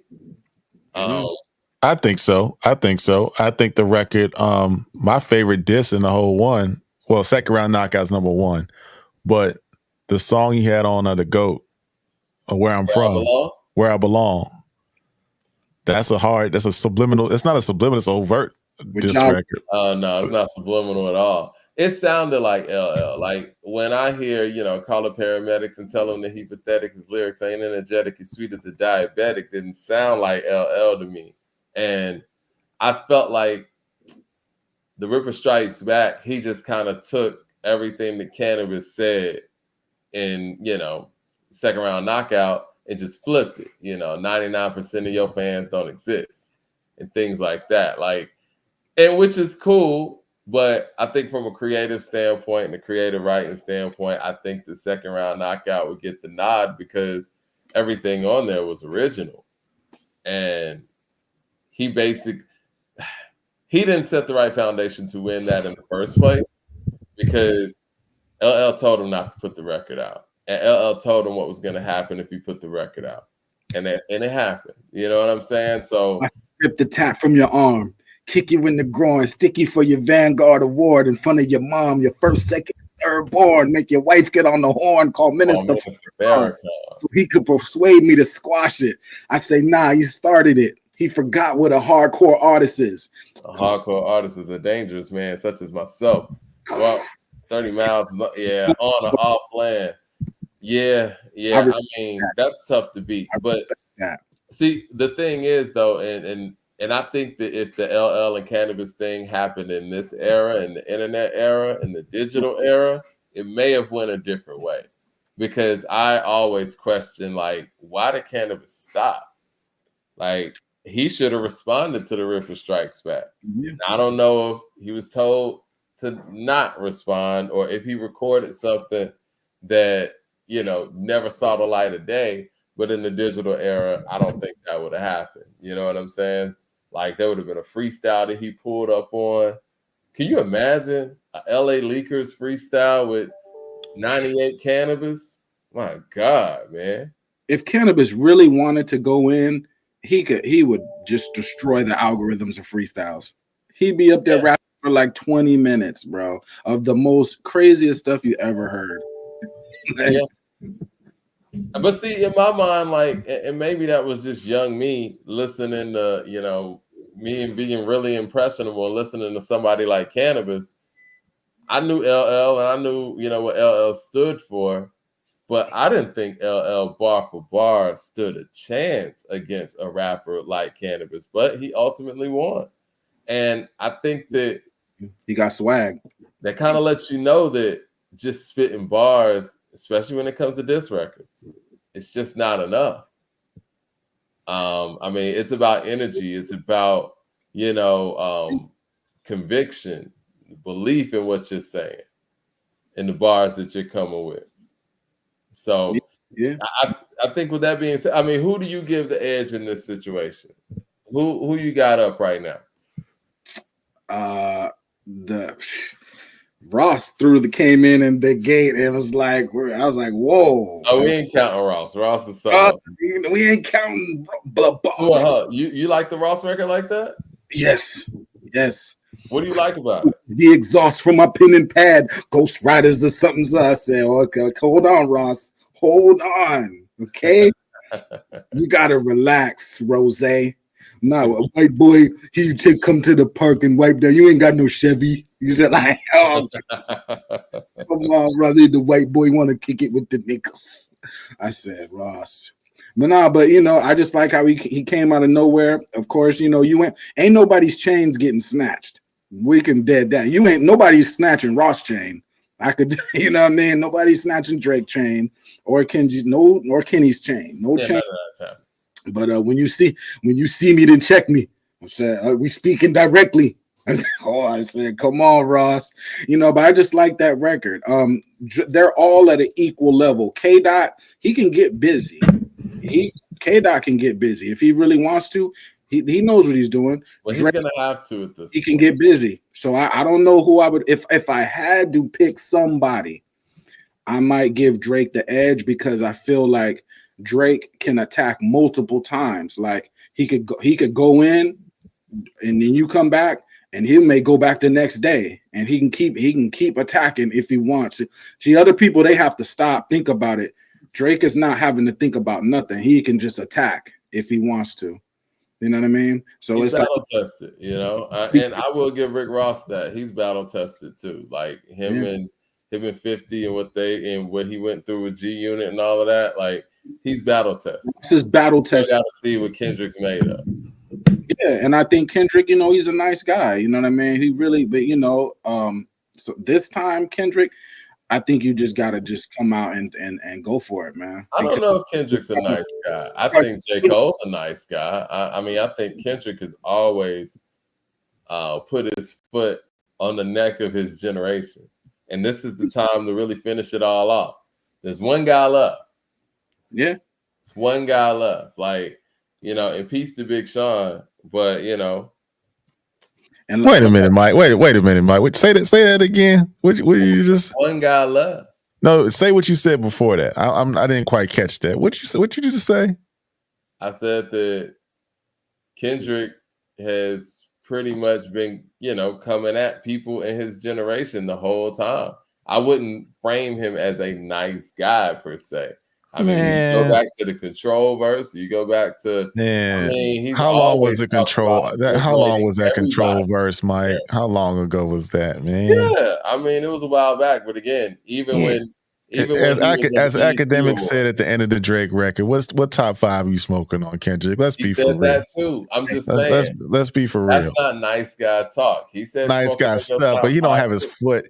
You said he had his foot on the neck of Eric. He don't got his foot on the neck. In his mind and the way that he approaches records. Is his mind or is it reality? In reality, he does not have his foot on the neck of his era. He does. I mean, he does not deny that. He does not. I am going to deny that. Well, who broke? I mean, let's be for. I'm not going to say that because the audience is going to say I'm a Drake stan. I'm not. No, Mr. Morale wasn't like that. Let's be for real. Why is all this happening though? Because Kendrick created this energy. And that's not. The reason why this is happening. When Control came out, Drake was the one talking about he shouldn't do that because that messes up relationships. That's what Drake said. This started, and I hate to invoke his name because he tapped out. This started because of J. Cole's energy. This whole stuff started because of Drake subliminals, number one. Drake subliminally dissing Dot for years. And then J. Cole getting the battery in his back and doing what he did over the last two years or so, a year and a half or so. And then when First Person Shooter came out, that's what started this. Kendrick didn't start this. Let's be for real. Kendrick's been throwing shots at Drake since like 2015, man. Even his line on King Kunta is about Drake. A rapper with a ghostwriter? What the hell happened? Folks is lucky I'm not Drake, because if I was Drake, I'm going for throats. It's things that Drake could say. Like when people try to go at Drake's money, or I got more money than you, or even Pusha T went out, so had some money bars for Drake. If I was Drake, I'd be like, y'all talking about money? I don't know if you should talk about that. But K-Dot, he got some stuff. Ross, I think Ross should fight for position now because he's been in the game 20 years. His discography is kind of underrated, and I think he should go for it too. I'm a side with 50. 50 is an OG battle tested vet. He's saying that Drizzy got it right now. I'm a side with. I agree with 50. I think 50's a little biased because why he should be biased for his Interscope guy then. Drake was pandering to him. But he should be home team, right? He should be Aftermath, Interscope. He should be home team, right? If he's biased, right? Well, again, I don't know if he's Aftermath, Interscope, Home Team like that. If Eminem's not involved, 50's like, go for it. You know what I'm saying? So these guys can set the precedent. They could set a precedent for clever bars where it's just, we was talking about this. How can you battle, right? And make it strictly a contest of just skill set. These guys have the skills to do that. Now, if they want to take it into other areas like, you know, threats or whatever, that's fine because it sounds good. But they are smart enough and capable enough to where they could come with some really clever bars. And that'll set the precedent for like who's really can do this, you know, who at a competitive level can really do this, you know, and that's what I'm hoping they do. Well, the advantage Drake has is his ability to come out with a lot of material in a short period of time. I don't think Kendrick's at that point right now in his career where he could just, you know, throw out material at a fast pace. I think he really has to think about it, but he's been given material, so that helps. You know what I mean? Like creative writing is different when you got to start from scratch as opposed to when somebody's giving you material. They're telling you basically what to rap about at this point. So that kind of makes that different. But even with that being said, Drake has shown us that he could come with records back to back, no pun intended. And I don't know if Kendrick's going to have enough records to go back and forth with Drake and keep up pace. That's why he has to out-rap him. He got to change that formula. Like I said, K-Dot, you got to go back home, home, not wherever you at, not the mansion. Go back to the homie garage in the hood somewhere, set up shop, break out this, you know, just the old ways of doing stuff and just go. Because if you overthinking it for what? Just go. You know this, man. You know Drake. You know what you can say. Go. And then are people right in the fact that where they're saying that these records are soft? They are in a way, because somebody, I think Leonard Washington, somebody put in the thread earlier, I don't know if these records will be thought of in a year or two's time. I mean, I'm just being for real. I mean, if we want to rank let's do that too. I wanted to bring this up. Let's rank the songs from 7 Minute Drill to the Push Up record to the Ross Champagne Moments record. Where do they rank? I mean, I got the Drake record as 1. I got 7 Minute Drill 2. And I got the Ross record 3. Right now. In the battle. I mean, I think that's fair. You know, to me, 7 Minute Drill kind of gets dropped down because of what happened. But if I'm being unbiased, then yeah, I can see 7 Minute Drill being that spot. Cole was smart. He was like, I'm getting out the way. I don't know if y'all remember that record that Dave East did. It was a couple of years back, man. It was this record of one of the guys in his hood. Nigga went crazy. You know, this is the type of stuff that makes you appreciate people like The Game, who'll get on the record and go crazy on somebody. Right. The Game is not going to overthink it. He just going to go at you. He going to go. He gonna write 100 bars. It's not rocket science. It's just, hey, I don't like this person, so I'm going at them. And that sometimes that's how it gotta be. You know what I mean? If you taking forever, you know, this is not the day for that. Back in the day, we only got one album every couple years from an artist. So yeah, we waited because we only got one album every couple years. Now things are changing every day. Every day you wake up, something new is popping. So you gotta just go. Mike, Ron, y'all seen me just go yesterday. Sometimes you got to just go. You know what I mean? When it's go time. You know what I mean? So it's like all that thinking to think about the best stuff in that, man. Get in the you know, K-Dot, you know what to do. You're not new at this. Drake, you're not new at this. So just go. Ross, he not playing with y'all. Is Like That still number 1? Is that the record that would you say that the Like That song or Kendrick's verse on Like That, you think that's over Push-Ups? No, I wouldn't say that. But that's me. I know you wouldn't say that. That's me. What do you say, Leroy? Whew, that beat though is nasty though. Yeah. That beat that's a classic, West Coast classic right there. Now, I will not be listening to Metro or Future again. I'm sorry. I said I wasn't going to disrespect the artist, but I tried, y'all. I tried to get in the Future and Metro, and I had to go listen to Blue's new album. You know what I mean? It just wasn't for me. You know what I mean? I tried, but yeah. You know what I mean? But I mean, you still think that like that is above Yeah. push-ups? I'll give it a slight nod. You know what I mean? Drake is jabbing. Drake was just jabbing. He wasn't going for kill shots. He was going for the melody and just jabbing and let y'all know that, man. I ain't afraid of y'all.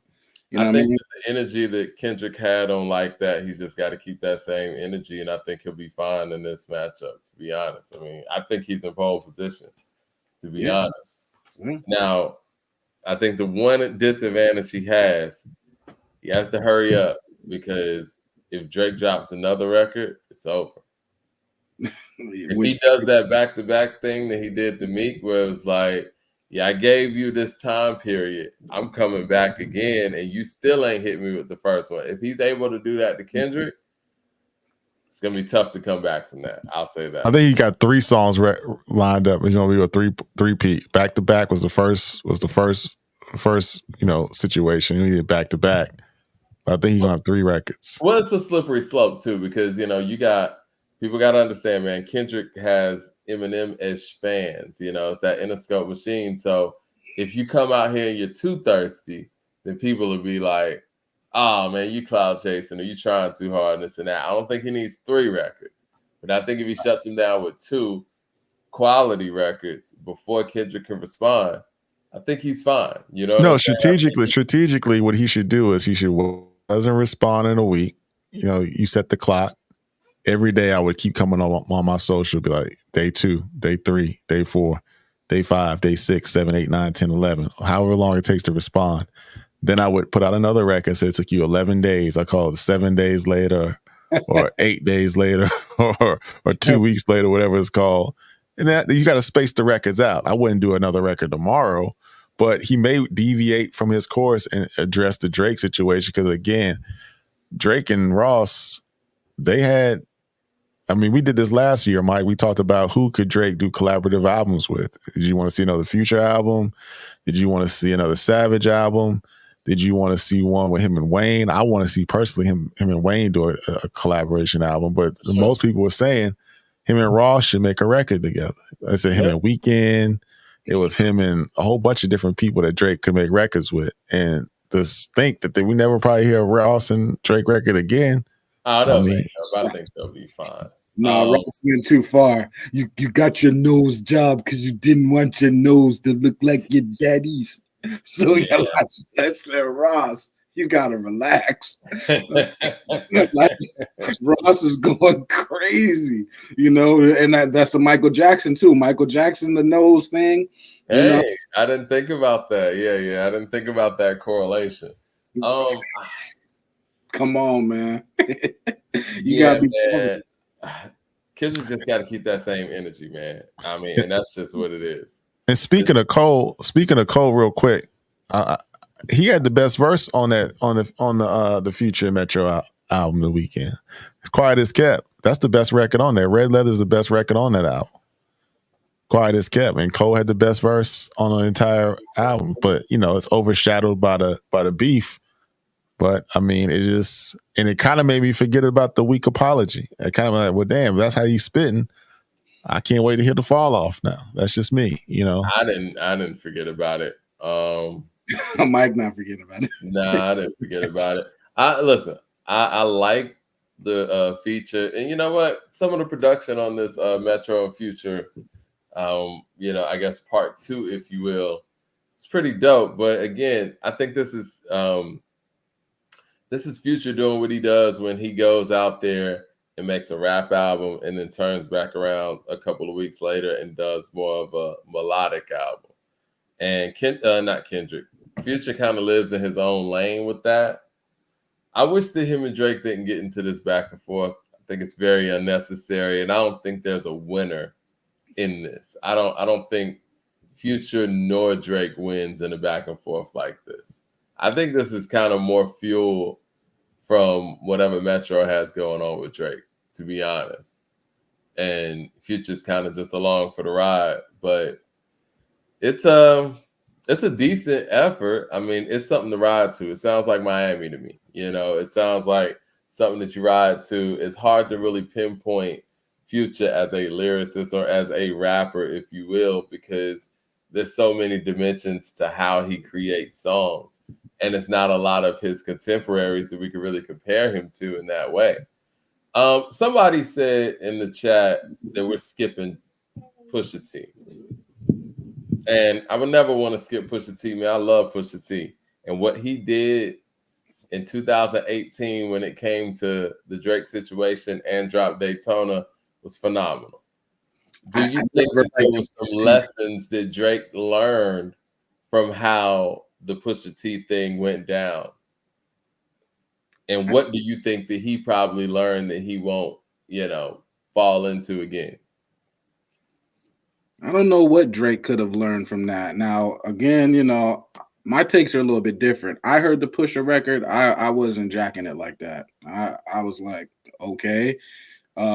First you went at Drake's mom and dad. Well, that's not Drake. That's his mom and dad. Then you went at the 40. Well, that's not Drake. That's 40. Then you went at his son's mom. That's not Drake. That's his son's mom. All these shots you were taking was for other people. You said he was hiding his child. Everybody like, oh, you're hiding your child. But Drake is, of course, he would hide his child. if you're Drake and you kind of have to hide your children. You know what I mean? And you don't have to, but maybe that's the route he was chosen to take for good reason, right? He's not the normal person. You know, for protection purposes, for right? protection purposes. Yeah, you're hiding your child for protection purposes, not because you don't want to be there or nothing. So I didn't know what Pusha was getting at or what, I didn't feel it like that. I thought the strongest points that were made was the blackface to me. Okay. I thought that the blackface was the most damning thing that Pusha did. And it kind of alludes to, I guess, the narrative that Rick Ross is putting out there too. Like, he doesn't have that level of the Black experience that his contemporaries do. And I do think that that's one of those things that Drake may never admit it, but I'm sure that being a mulatto kid that grew up, the way he grew up and was on the grassy and then tried to make it in hip hop, those are probably some things that really touch a nerve with him. You know what I'm saying?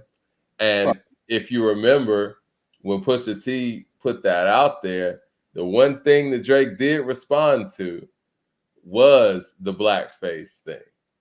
He went out there and tried to laugh it off, but he actually explained what it was. And I think that that's probably one of the reasons why Ross is taking this direction with the whole white boy thing, because he knows, as somebody who's close to Drake, what actually gets under his skin. You know what I mean? You ain't had no Chevy. James Smith with the super chat says Drake's telling his white mother a black man, Rick Ross, is racist. It was lame as hell. You know what? I will agree with that, Mr. Smith.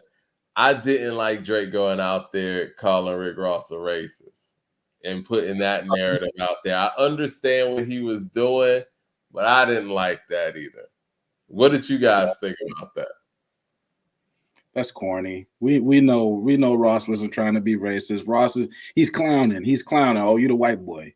He's just clowning. Now, people who are biracial like that, it does bother them. And I've known many biracial people, and it's nothing wrong with it's not a bad thing, but they do have two identities that kind of grapple with, you know what I mean? And that could be very difficult for that, you know what I mean? So, but Ross, he's clowning. That's all. He's clowning. Now Drake, I wouldn't take that too serious. And I think that Drake knew that too. But I think that he was trying to put that narrative out there to kind of get Ross to kind of fall back on that position and that narrative, because he knows that that's the one thing that does kind of get under his skin like that, you know. Ross And, not calling back. Ross is but not, you know. I do think that the biggest button that Pusha T was able to excel on and push on, no pun intended, was that blackface. Now, I think that from the rumor mill and for the blogs and things like that, it was the child and, you know, and the mother of the child and those things, which is extremely personal, you know what I'm saying? But it fed right into the blogs and things like that. But from a diss record standpoint and what really had staying power, I think it's that Jazz Hands blackface cover. Yeah, no, Like that was super strategic. Michael Williams super chat says, "Do you think that Drake and Kendrick have personal dirt on each other? Who wins the beef could come down to what type of ammo they have to fire." I think that Drake's one of those guys who's been in the spotlight for a very long time, and I'm sure there's not a lot of things that we don't know about him. You know what I'm saying? Like, and I think that the type of person that he is, you know, I guess presented to be, and again, we know he comes from Degrassi and all that stuff.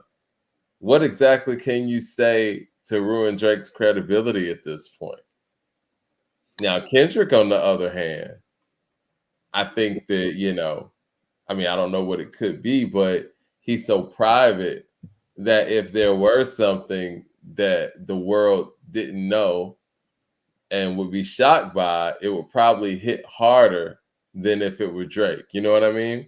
Right. I don't know if you heard the subliminal though, and I could have heard this wrong, but on the first Drake diss that leaked, quote unquote, he was saying Ross should need to be worrying about, and he stopped himself, him and I think he was saying Puff, kind of inaudibly, the Puff situation. So I think he might have some bars to throw that way with implicating Ross and this Puff stuff. Well, I don't think know. anybody who stood next to Diddy, you could easily just, you know, come up with a bar for that. I don't know if there's any real things to that. Now, there was that video that Ross was posting when Diddy came over his house and they were selling the slippery soap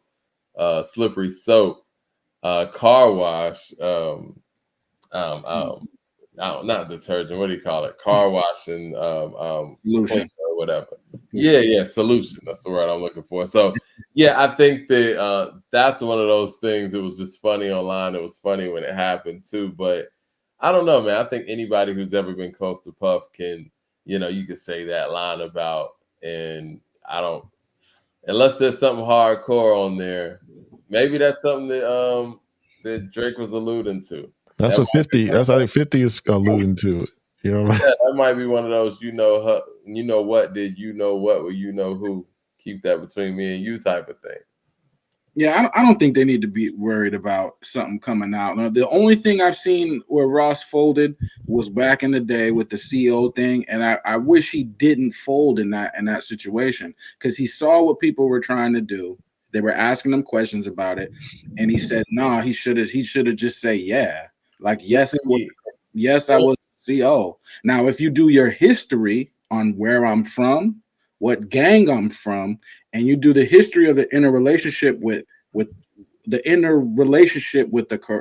correctional facilities in Florida and where I'm from and what I represent, he could have just told the truth. And most people wouldn't get it, but people who know, they would figure out what he's saying. You know what I mean? What Rick Ross did, and he did this during a time when the internet was new. Like I remember when, well, not the internet was new, but social media and the way that it operates was new. Like the blogs really weren't, like there was no Instagram, there was no Shade Room, any of that. This was media takeout doing what media takeout does. And I don't think that he knew that they were going to go that far because it never really happened like that before. I'm sure there's been rappers well before Ross who lied about their past and where they worked and, you know, the life they led before. And Ross just did what rappers probably typically did in that time and just deny it. He didn't know that media takeout was going to go get the check stubs and pictures and all of that stuff. So in his defense, that world really hadn't been created yet. So, Right. but you're right. He should have handled it in that way. Yeah. But he thought he could just handle it like rappers have been handling it before, and just say, nah, that's not true. Yeah. I mean, I don't know everything about Florida. I don't know this to be true or not true, but there are some gangs and where they take orders from their OG. Ross at that time, young man, fresh out of school, nothing really going on. He probably took an order from an OG. He said, "Hey, I need you to go work this job. You ain't gonna like it, but this is what I'm telling you to do." Now, some people will be like, "Well, no, that doesn't happen." But again, you know what I mean? You'd be surprised, you know what I mean? Could it just be that Ross was trying to go get a check, and you know what I'm saying, and the rap money wasn't there yet, and that too. I was just opportunity, and he took it. You know what I'm saying? Like, a correctional officer is not like a police officer per se. That's pulling people over. You're just sitting there. You know what I mean? Like, unless you're an asshole type CO. You just sitting there making sure, people don't wild out when they in jail. Exactly.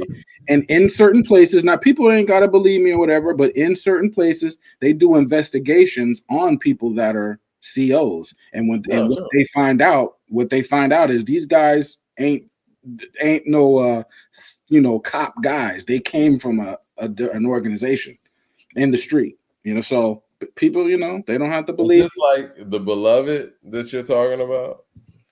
No, I'm just saying in the 90s, right? Because if when Ross was a CO, we're talking about the 90s or whatever, there were people from gangs that were working the inside. And that was an easy, I guess, ground level job to get in the inside. They were working the inside. That's why certain prisoners had privileges, certain prisoners had phones, and certain all type of stuff. Now I'm not saying that's what Ross did or nothing like that, but if people want to look into that factor, not just with Ross, but just with criminal organizations in general, do they intertwine with correctional officers? I think you might find some stuff sometimes, especially in the 90s. All right. Well, guys, who's coming with the next record? Probably Drake. K-Dot there's a maybe an AI kit version, but K-Dot, I heard some rumblings from K-Dot. It's probably an AI joint. Okay. I don't think it's real. Yeah. I think you might be right. Might be Drake coming back with another record, and then Ross, and then maybe Kendrick. But Kendrick has to do something. Well, Kendrick's a little busy. He's got a movie coming out. What movie is he doing? Oh, let me share my screen. He got a movie coming out. Ron, the Kendrick hater. I ain't no Kendrick hater. I'm just saying he got a movie coming out. I'm pretty sure the fans want to see the movie. I mean, he might have a soundtrack for the movie. Hell, I know the disc record might be on the soundtrack. Hold on. Studio. K-Dot can stop at the studio. He's not that busy where he can't stop. You know what I mean? Come on. So K-Dot. he says Kendrick Lamar's comedy with South Park creators Matt Stone and Trey Parker sets July. Well, it might be a year. It's a year later, so he might have to respond before that. July 2025 release date. He's working with the co-creators of Trey Parker, Matt Stone of South Park, and a live action comedy that will hit theaters on time for our nation's birthday. Slated for open on July 4th, 2025, and will be distributed by Paramount Pictures. Wow, he's got some stiff competition as Universal is scheduled to release Jurassic World 4, and the new Superman movie will come out on July 11th. So, he got to battle Superman and some dinosaurs, man. It should be cool, It should be. Wait a minute. What's really going on? What you mean? What do you mean he's battling? Oh, Michael Williams to the super chat. What do you think of Drake saying that Dot has been sitting on a diss record for 4 years? If true, you think that Dot will make a new diss record or just drop that? I think he needs to make a new one. And I hope that whole narrative that he has a record that's 4 years old, I hope that's not true. Because that's not a good look to be sitting on a 4-year-old diss record that you should have put out when you actually made it. And it's probably outdated, you know what I'm saying, based on the current things that have happened, you can't put out a 4-year-old record in 2024. You just can't, because things have changed so much. K-Dot, get busy, man. They sleeping on your pen, right? They saying you ain't got it like that. K-Dot, go in there and show these people what time it is. The good kid from the Mad City, the overly dedicated. Go back to them, Section 80 days, and go back and show these people. They sleeping on they don't think you could, they don't think you got it. You know what I mean? They thinking Drake gonna wash you. You know what I mean? He might not have time though, man. He might not have time. The movie takes a lot of pre-production work. So he might not get the record. His number one job is to rhyme, and that's just what it is. Like, his number one job is Kendrick Lamar, the MC, and to be number one you got to beat the number one guy. And right now on the charts, at least, Drake's the number one guy, and in this match, Drake's he's been baiting this for so long. This should have been what K-Dot wanted. Yeah. I think he froze, Mike. Did he freeze? I feel like we did this last show. My prediction right now, and I was wrong when I said J. Cole is my prediction, but my prediction right now, you know what? I'm gonna go out on the ledge. I'm gonna say Kendrick got something in the chamber. You got to. I know he got something. I know you got something, Kendrick. Come on now. All right, I'm gonna go out on a limb, man. I'm picking Kendrick in this. All right, you want to go, Leroy? Before I go, I want to give my. I want to think on mine just a little bit. I'll go. I go K-Dot. I'm holding out for K-Dot. You know what I mean? Drake is a dangerous person. What someone like Drake does, he got clips. He's just picking which shot to let go. He probably got 10 shots ready. But K-Dot, come on, man. Go back to them streets of Compton and them ciphers in Compton and bring that guy out. Kung Fu. Bring the Kung Fu, Kenny. Bring the Kung Fu out. Bring the Kung Fu out. Somebody in the chat, Brian G, said Ross might be the sleeper. I'm going to break this down. I want y'all to save this, timestamp it. Okay, here we go. Download. I'm going to break it down. I'm going to be real meticulous in my thoughts here. So this is how I see it going. I think, as I said earlier, I think he's already dropped one record. I think he's got another one coming. And I think he's got another one ready. I think Kendrick will be late to the party. I don't think he will respond in a timely manner. I think we're going to be another 2 weeks, 3 weeks out before we get a response. I think in that record, when he does respond, he's going to diss Drake. And he's also going to diss J. Cole. And this is what's going to happen. J. Cole's going to enter back into the fray. Oh my God! And he's going. I mean, that is what it is. No, oh my God! I'm telling you, man. To keep. It's not. So what I'm saying. Like I told you off the record, Mike. The man's gonna have to respond. All that soft stuff he was talking on at Dreamville is gonna be out the window when K-Dot drops the record. As a man, as a competitor, as an MC, whatever he was talking, an apology, whatever, he's gonna have to respond to it, and he will respond. And that's going to be nuclear. And that's going to set up the fall off. And I think Drake's going to win, number one. I think might be a tie because you can knock J. Cole down for the apology. So it may be neck and neck for number 2 spot is Kendrick and J. Cole. Ross is coming up on the running around and scattering. I mean, it seems like everybody's afraid of Kendrick except for Drake. And I think that the way that everybody's coming at Drake at once is going to give Kendrick some advantages. J. Cole's out of it. Like, he's not. All right. Well, we're going to replay this clip where you said he's out of it. When Kendrick drops the record, I got you. J. Cole's going to be forced to respond. And when he responds, it's going to be like that for real. Now, you heard it here first, people. So don't say I didn't tell y'all what's gonna happen. Pun intended. Fire. Well, Well, we might need to get up out of here, man, with a prediction like that. No, I mean it's a smart prediction. It's not like I actually thought about it. I didn't just make it up off the cuff. Okay. I mean, because you're a competitor, Mike. Leroy, you're a competitor too. What if you just smoke some crazy weed and you did a diss record one day and then you just decided to apologize, and I was like, man, why are you doing that?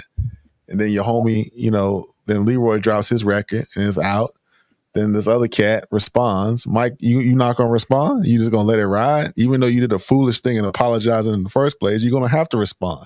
And seeing Cole on his run in the yacht laugh, no matter what you think about the apology, that man's got something ready in the chamber to respond to and respond with when that time comes. Now it's up to Kendrick to push that button. Now, if you don't push that button and just go straight at Drake, then J. Cole will sit out. But I don't think Kendrick gonna do that. Kendrick gonna call him out for the weak apology. He's gonna call him out, and when he does that, it's checkmate. It's over. Well, J. Cole already said, man, you know what I'm saying? Like, hit me right here. I ain't gonna respond. That's bait, Mike. It's a trick. I'm trying to tell you. Hey, Ron, you think some of the other records on Cole's project was aimed at Kenny too, right? It's clear. And Mike is trying to disagree. He know them records is about Kendrick.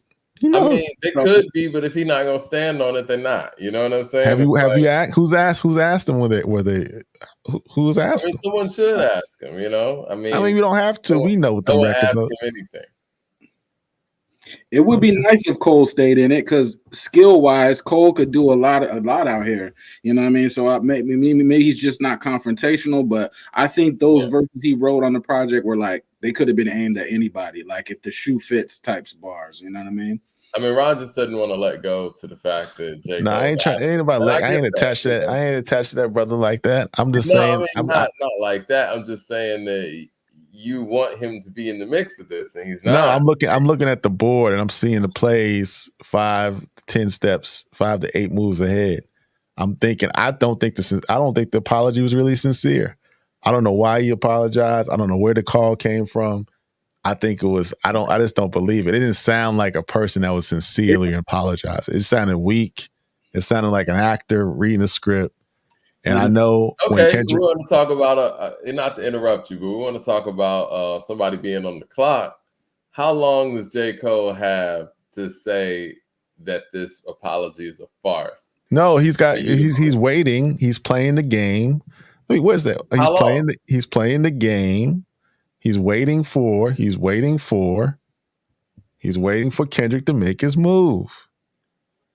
And y'all going? It's not a move when you put somebody in a position where they don't have to make a move. But Kendrick's got to respond. He's got to respond because he's not. Kendrick listens. Kendrick listens to the record. He listens to Might Delete Later, just like I do, and he hears those other records are about him. He's not just thinking about 7 Minute Drill. He knows that. Everyone in his camp knows that. If Everybody knows to J. Cole, he's going to state the obvious and say, you know what, you apologize, you stand down and get out the way type of stuff. And at that point, you can't even respond to that. Like, you know what I'm saying? Like, you did that. He's not going to go that far out because it's like he doesn't have to. J. Cole took himself out. Hey, well, you could apologize one day and the next day be back on your. You could be back on your shit. You know what I mean? Maybe he's feeling it that day. Cole come back the next day like, what? At that point, though, he just looks wishy-washy at that point, though, Leroy. Like, it's – I will give it to Drake. He stood on this the whole time. And I think even if, let's just say hypothetically, J. Cole tries to tag himself back into this, he's going to look very wishy-washy. And he's going to look like somebody like, man, ain't no telling what he going to say next. I don't believe him. You know what I mean? Like, he's already played his card. He's out. He's out. Jermaine Johnson with the super chat says, after the Cole apology, Drake is feeling like Russell Westbrook when KD joined the Golden State Warriors. Yeah. Right. I just Kendrick man out there. Man. Kendrick, come outside. That's all, man. Well, what's gonna happen? We're gonna play this pod back maybe in a month, maybe 2 months. Oh, they said, somebody said we never put Drake on the clock because we knew that Drake was gonna respond. We didn't put Drake on the clock because the Like That record to me, even though it's #1, that could be algorithm games, you know. I don't know. Man, you really hating on these guys. The record's not that good, Mike. It's not. I'm tired of people. I came on this show to tell I came on this show to tell the truth. I'm not gonna lie. I'm not gonna tap dance around the subject matter. I'm gonna call it like I see it. The record's not like that. You're not gonna remember. What's my brother in the chat? I think still here. You're not gonna remember Like That in a year and a half. You're not. You're not gonna. You might not even remember the Drake response. You're not gonna remember the Ross record. You're not. I think we'll remember these. You're not gonna remember 7 Minute Drill probably, and you remember that he apologized and removed the record from streaming services. And you might not remember Might Delete Later as a mixtape. You might not. But what I'm saying is, I see the play. I know what's gonna happen, man. Y'all can believe me. Y'all cannot believe me. Y'all can't believe me. But I don't have a bone in my body that hates Kendrick. I really don't. You might be right. I just don't think he's Prince of this generation. He's not. Is that where you're offended at? That's my main offense, man. Because we talking like big dogs. We talking like big dogs. And we got to get to the crux of where this Kendrick hate comes from. Is it the fact that Kendrick compares himself to Prince? Well, let's clarify something, Mike. There's no hate. I don't hate anybody. Okay, I don't hate. We got you. I don't hate Kendrick. I just think I think the comparison is misguided. He's not this generation's Prince because he doesn't have the records. I mean, we're talking about Prince, man. You know who you're talking about? We're talking about Prince. But K-Dot. Did you say Kendrick's not a big dog? Kendrick's a big dog. No, I mean, we're talking about Prince, guys. Let's be for real. We're talking about Prince. I know what I'm talking about. We're talking, you know what we're talking about. We're on the court of hip hop. But let's keep it real. We're talking about Prince. Think that he mentioned Prince in relation to all the Michael Jackson talk that Drake was putting out there. And that was the whole back and forth. You know what I mean? And so Kendrick had a relationship with Prince. You know what I'm saying? Like he knew Prince. Prince showed up to one of Kendrick's shows and rapped on stage. So he knew him personally. So I think that adoration that he has for Prince in relation to Michael is what came out in this whole back and forth for him and Drake. And I can see the correlation, you know, on the surface, obviously, because neither one of those guys are those guys. But on the surface, yeah, the guy that has the big hits was Michael. Prince had hits too, just like Kendrick has hits too. But Drake has a lot of hits. Michael had a lot of hits. But Kendrick focused on making full projects in the same way that Prince focused on making full projects in relation to Michael. And I love Michael, but Michael was about making big records as opposed to making full albums. Thriller was just one of those moments where all stars aligned, where he made big records that were just all on one album. So I see where Kendrick's coming from that standpoint in those comparisons. I think as a person that probably knew Prince personally, probably been over to Prince's house and seen Prince live in the flesh in his element, he knows he's not Prince. You know, I know he's not Prince. I've been to 2 Prince's shows. I went to Madison Square Garden to see Prince, and I saw his last show in Atlanta, Piano on the Mic tour, and I've been to a K-Dot show. And I can tell you from what I've seen with my 2 eyes and what I heard with my 2 ears, K-Dot ain't Prince. Not even close. It's not even close. I never said he was. I'm sure he would say he's not either. It's just a correlation. Yeah, the impact like the correlations. The impact that Kendrick has when he drops a record. Now, you know, it's not Prince, but Prince is when he drops something when he was super hot, it has super impact. When K-Dot drops something, it has super impact. It's like that is the parallel right there. You know what I mean? No one is Prince. And you know what? In this generation, no one is Kendrick either. So, you know, these guys, and no one is Drake. Mad Max in the super chat says, Drake can mention MJ, though. Mike,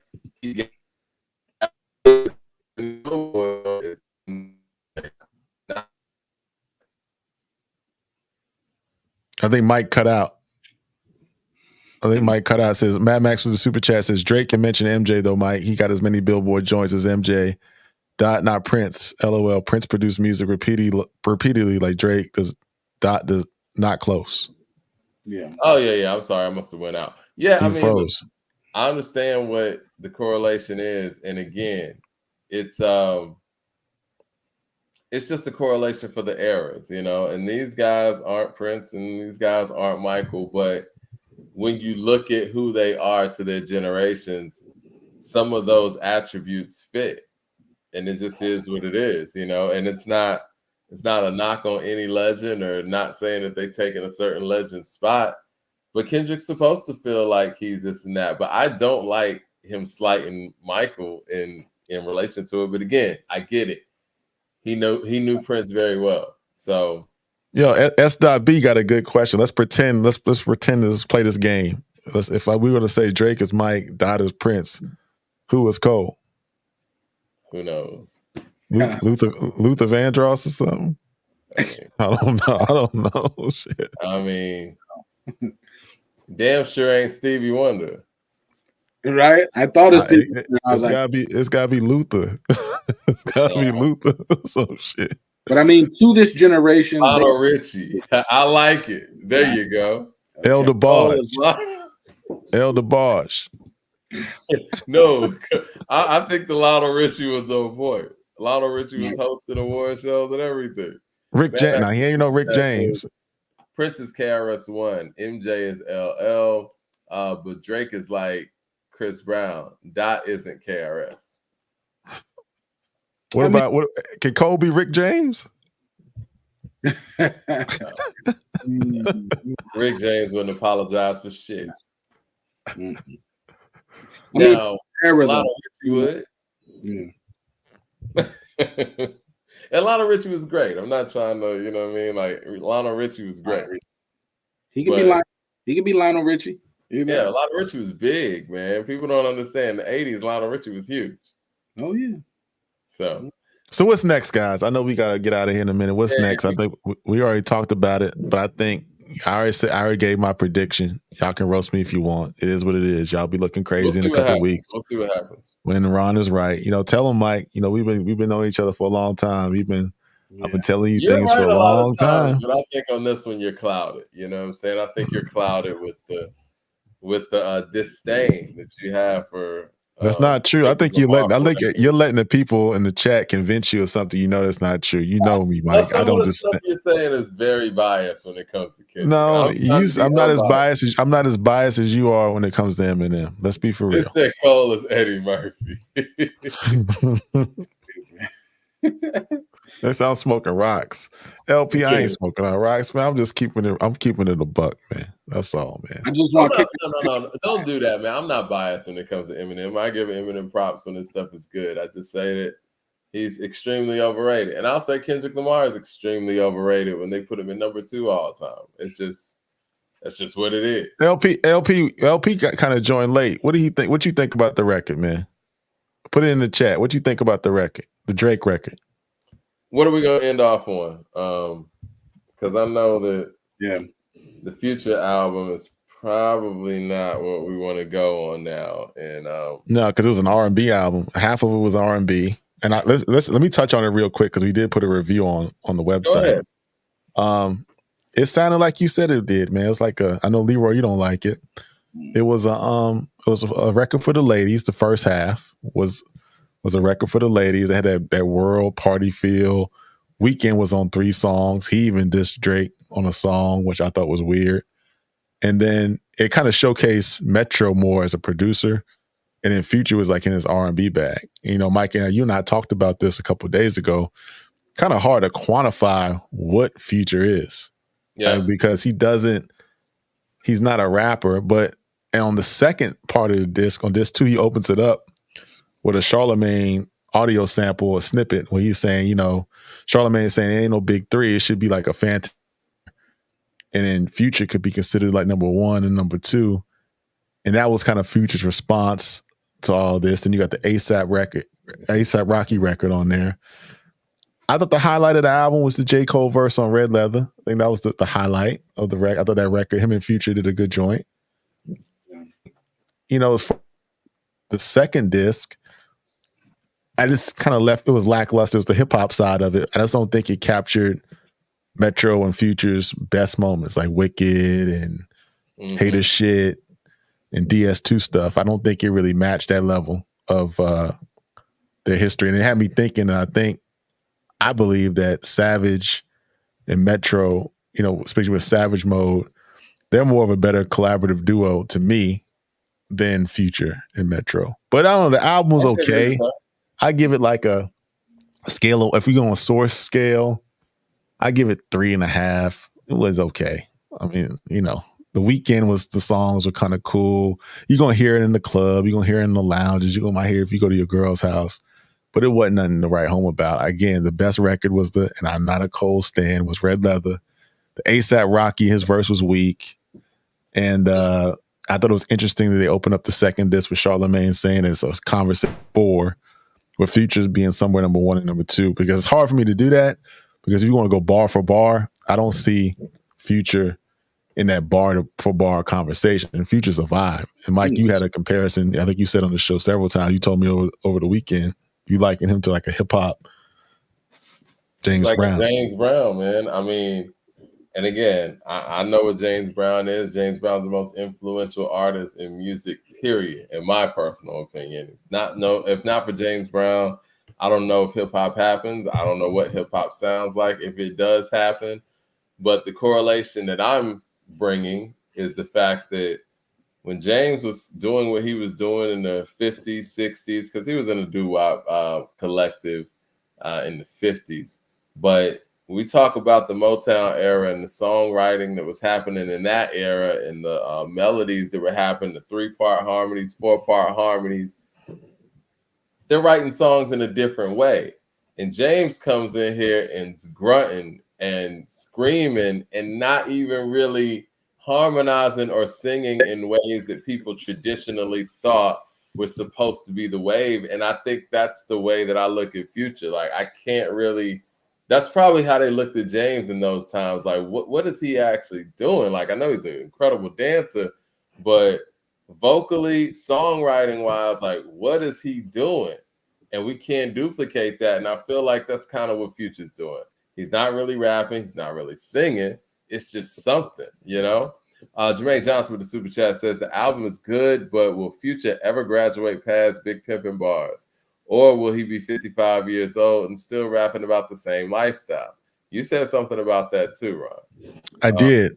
I mean, he's about our age, and you know, I like Future, but I mean, how long are you considered in that conversation where you rap about, or you sing, you rap, or you croon about the same stuff over and over again? I mean, it's just kind of, and Drake, and I gotta be honest with you. You know, Drake's coming into that territory too. You know, with some of his recent work. You know, for all the dogs, and you know the song he did, the record he did with Certified Lover Boy, and the joint he did with Savage. It's kind of falling. I think Joe Budden spoke on it. It's kind of falling into that repetitive space, but you know, I don't know. Nicki, you know what? And we give Nicki all kind of flack for that too, you know. And I know that, you know, she's a woman, so it's slightly different on her end too. But we give Nicki a whole lot of flack for the lack of growth. So yeah, Future should start getting that kind of smoke too. Mad Max in the super chat says Mystical is James Brown and R. Kelly, but the most talented rapper from the South I ever heard. Why are you calling him R. Kelly? Because his situation. But I don't know. I'm excited. I mean, you know, we got to see. I mean, it's next, man. And I think that we're probably going to get a record from somebody before Wednesday. I just hope it's Kendrick, man. I hope Kendrick acts fast, because if he doesn't, this is my prediction, I'm going to ride with Kendrick. I think I'm going to see Kendrick overcome this. But if he doesn't act fast, it's going to be very difficult when Drake puts that second record on you, man. Yeah. Rest in peace to O.J. Simpson, too. We didn't do that. Yeah, no sports. We had a full show today, so we didn't really get to talk about no sports. But I don't know. This is what it is, man.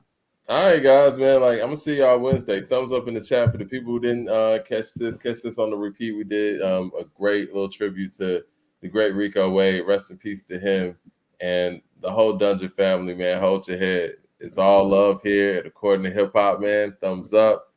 You know, hit like and subscribe. Get ready for the next round of that tournament that's coming up in a few days. We're still on round 1, and we're about to crown the greatest hip hop producer of all time. sir. Peace, guys. Peace, fellas.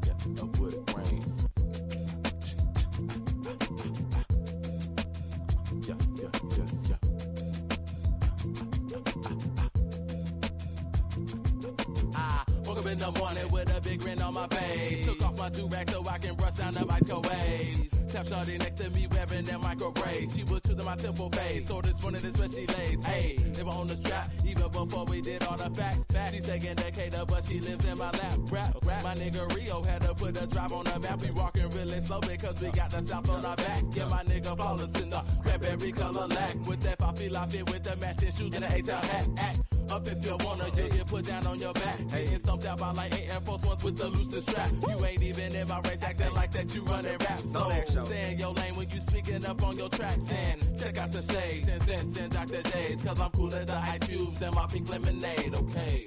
Pink lemonade, matching sauce. And I'm polo down with a bomb of rocks. And my pearl leg riding through the swats. Where them niggas stay cool because that 9 gets hot shit hell.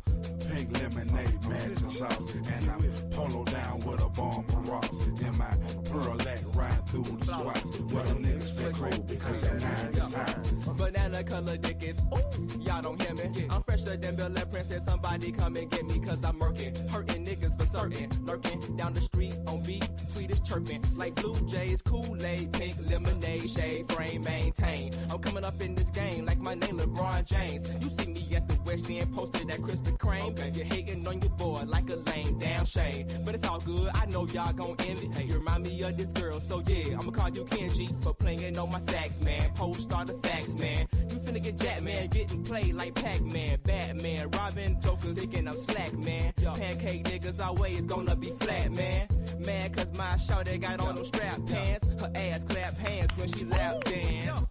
Pink lemonade, matching sauce. And I'm polo down with a bomb of rocks. And my pearl leg riding through the swats. Where them niggas stay cool because that 9 gets hot shit hell.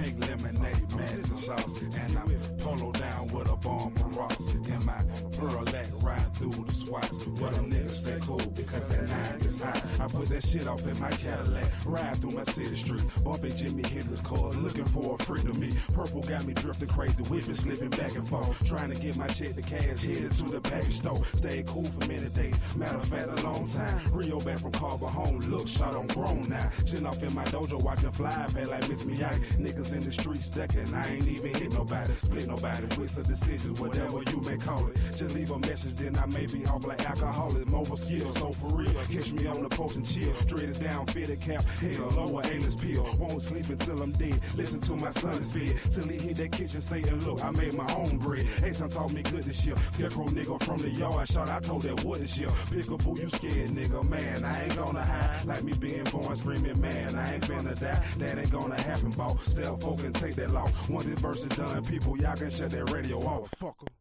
Yeah.